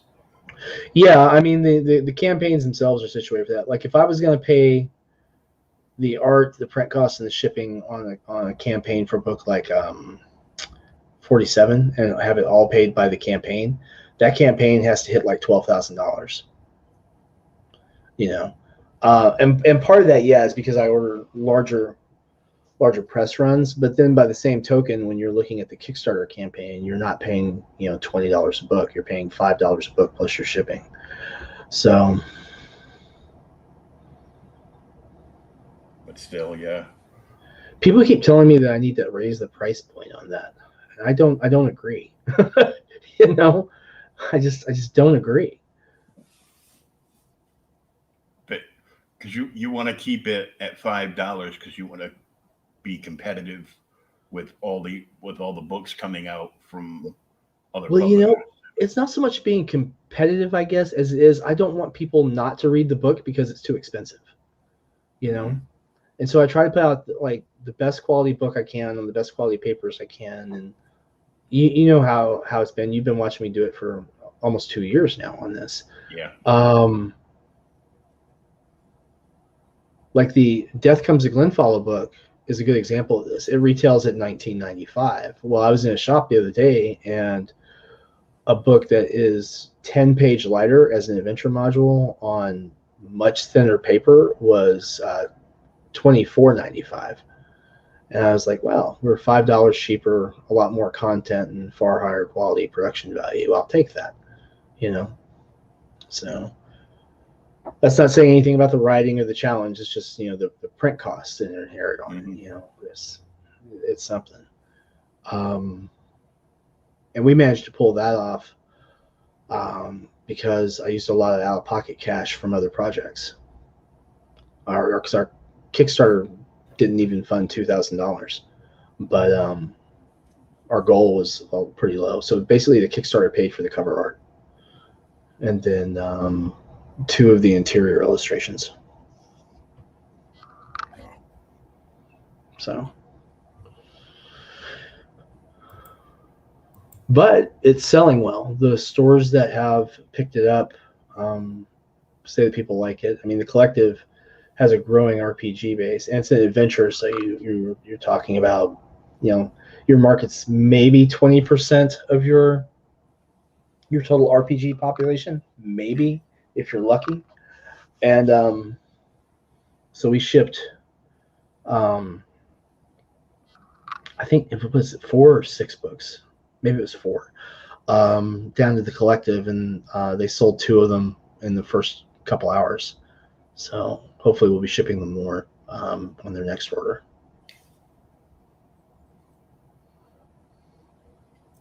Are they all the books from that series at the same price point? No. Some of the ones that are on the first 2 of them anyway are actually more how to put this. You've got your print-on-demand books on that because I don't have press runs of those. Mm-hmm. And those first 2 won't get a second press run. Just because it's hard to justify putting out, say an order for another 500 books when you might sell 100 of them. And even doing like a short run, hard to get them into shops when you do such a small press run because your cost per unit is still pretty high. But it's available on print on demand through drive-thru. We actually saw a handful of sales immediately after the release of Death Comes to Glenfollow. So we had some folks who were new to the title who liked it, liked the way it looked when it showed up on some streams that we were showing it off on, and that was pretty handy. It was pretty cool to sell some books to some new fans. I like that. Very cool. Mm-hmm. And hopefully they'll discover some of the other cool stuff we've done, like the Sinopa Omnibus, which the Sinopa Omnibus is actually on sale right now. So I've got issue 1 and issue 2 of 47, and then volume 1 and volume 2 of the Omnibus are all on sale for $1 a piece on drive-through to help me raise money to finally replace the engine in my car, which blew up a couple of months ago. Gotta get it fixed in time for the con. So Mm-hmm. You're right. I just got a tickle in the back of my throat. That's all. Okay. But been running here for about 3 hours. Mm-hmm. So I think we'll call this a night because Thanks for having me on. It's tomorrow already. Oh God, it is almost tomorrow, isn't it? Yeah. So I wanted to get a good handful of people on, and we were able to do that. Even with like 37,000 other streams all running at the same time. So we got I was able to get some guys to wake up at 3 a.m. their time to come on a stream, and Danny Parker came out, talked about his book. He's almost at 100 backers for his first product. Oh, cool. So he's doing good. He is in the midst of moving to Florida and currently does not have a Florida address. And he's compiling the print file for his book. The problem is it's going to be getting all of that stuff done. So I gave him contact information for RJ. I'm like, talk to him, and he'll tell you what he can do for you, and hopefully you'll be able to get something going, and you'll have somebody to actually do the fulfillment part of it for you, so you can get so you can get everything done, and you don't have there'll be one less thing to worry about while you're securing a new place down in Florida. So. Right. Fulfillment's a lot of work. No way around it. Fulfillment's a lot of work. But I guess I'm getting practice at it. I did fulfillment for 70 backers in 4 hours. So I was pretty impressed. Now, granted, our backers who were receiving physical shipments was only about 30 of those. Everyone else was all digital of various sorts, so that was a lot easier. Yeah, big stack of packages going out the next day. Oh yeah, I know. I saw Mike Jimmy was posting yesterday because he had done all the fulfillment for Life on Korra 4, and I got a bunch of extra stuff coming because I backed Tayless and his, and they did a crossover promotion. So there you go. I get a couple extra things. I'm going to be talking with the guys who are doing the Talislana 5th edition 5e version. They're doing a D&D 5e version of Talislana with all new art. Mm-hmm. Talislana has been my favorite RPG for fantasy easily ever since 1992.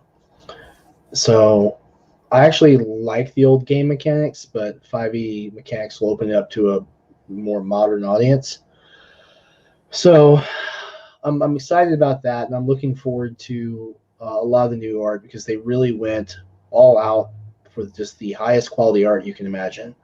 I'm looking at some of these artists for future products because they did such an incredible job.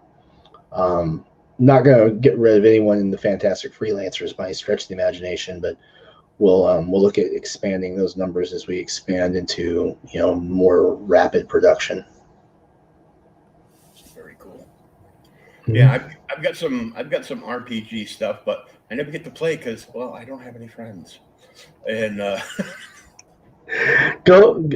you've got friends. Just got to find ones who are playing and just play online. It's safer right now anyway. COVID's killing people. And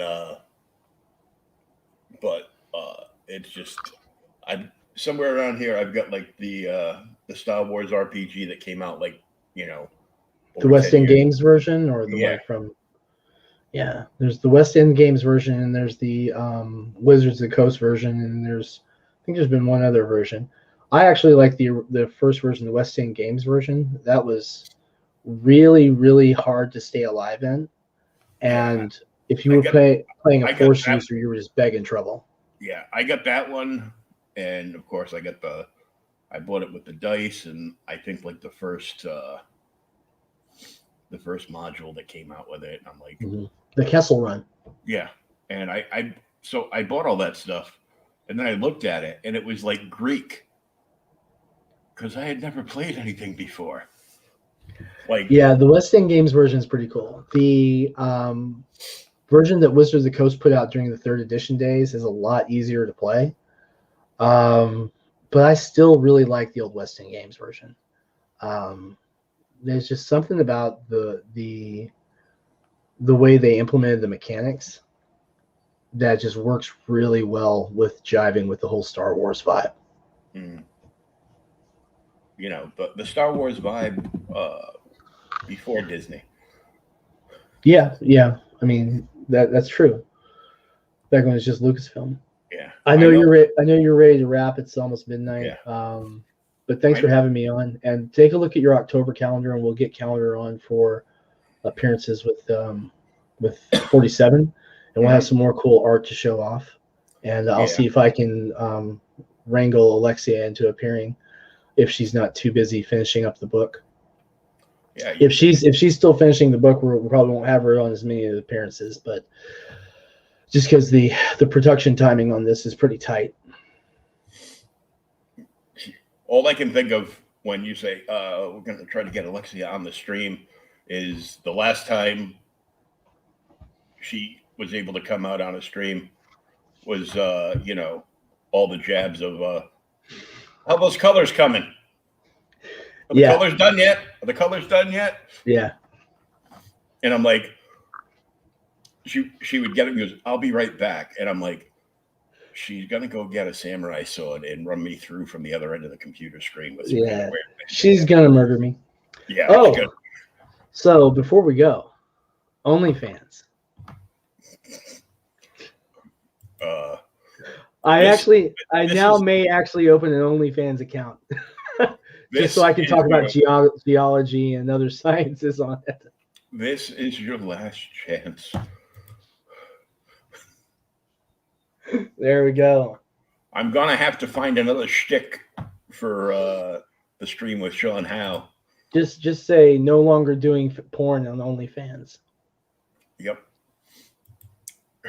I'm not doing porn on OnlyFans anymore. I'm doing artistic expression.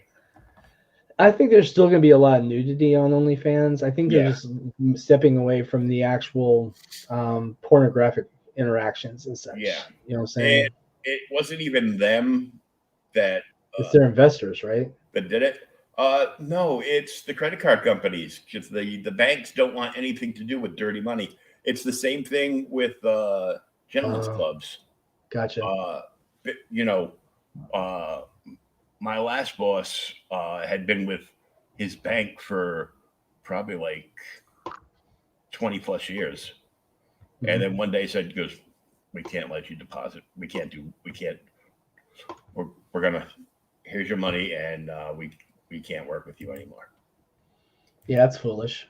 And because then they made an enemy out of him, and he's a little vindictive. Just a little. Well, yeah. But they don't want that.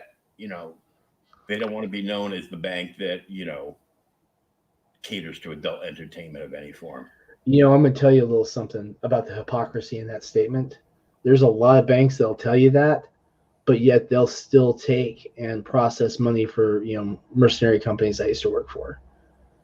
Mm-hmm. Okay, now you tell me which money's cleaner. The money that has blood on it, or the money that doesn't have blood on it?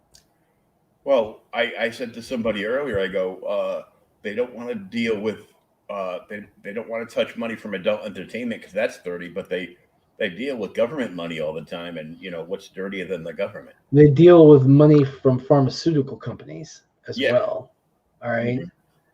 Mm-hmm. It all depends how much money is coming in from a certain source. They handle money from big tobacco. Mm-hmm. The hypocrisy knows no bounds, man. Hypocrisy knows no bounds. I'll tell you what, though, I actually had a meeting with my bank today, because they had some proposals they wanted to run by me, which I thought was interesting. And I ended up talking to them about buying ad space in future books to support financial services for indie creators. So we'll see if I can sell them on that idea. That'll help offset production costs. Yeah, definitely. And people say, "Oh, you put in ads because you need the money." I say, "Well, I put in ads so I can help pay my artists easier." Not to mention, hell, even if it's like $100 for an ad space in there, that's going to get me 100 copies of books that I can put in stores. Mm-hmm. So I don't want to do more than one ad. Just use that back interior page. But I mean, a lot of comics still carry ads, man. And since now I'm not gonna put ads in 47 Furious Tales because I always said I never would in that series. But as we expand, we definitely need to find ways to help keep prices down, keep productions up, and the ads make sense. Oh, for sure. Yeah. So thanks again, Sam, for coming out. Hit me up next week, and I will. We'll sit down and calendar that. Yeah, we'll get that all penciled in and everything. And for those of you watching, come out and get your copies of 47 Furious Tales either through Indiegogo or Drive Through Comics. Your role-playing game books also Drive Through Comics. And again, we're Sinopa, Sinopa, Sinopa Publishing. Bada boom. Yeah. So anybody that tuned in tonight, we thank you. Anybody watching this on the replay, we thank you, and support these products that came out on the Shield stream. Yep. For better term, it's like it's get a whole bunch of people out and push some stuff out that's on demand and active. And did you ever find a place to put your poster? I figured out how to fold it up. Oh no, really? So I folded it up and put it to the side for now because I got a bunch of stuff over there I got to move. And, I gotcha. All right, that's cool. We'll try and send you something a little smaller next time. Something that's easier for you to deal with. Oh yeah. Like the 5.5 by 8.5 prints. Those are a little easier to handle. Yeah, I've got it. Your books are sitting with some of the other indie books. I'm putting them all. Got to be putting them all in a magazine size box. Mm-hmm. So that way, like the oversized ones, like Mike Jimmy's books and some of the other like oversized books. Yeah, he's got that European format going. Yeah, will all fit in the same box, and I can keep everything together. So cool. All right, have a good one, man. Thanks for having me. All right, thank you. Everybody have a good night, and we'll talk to you soon.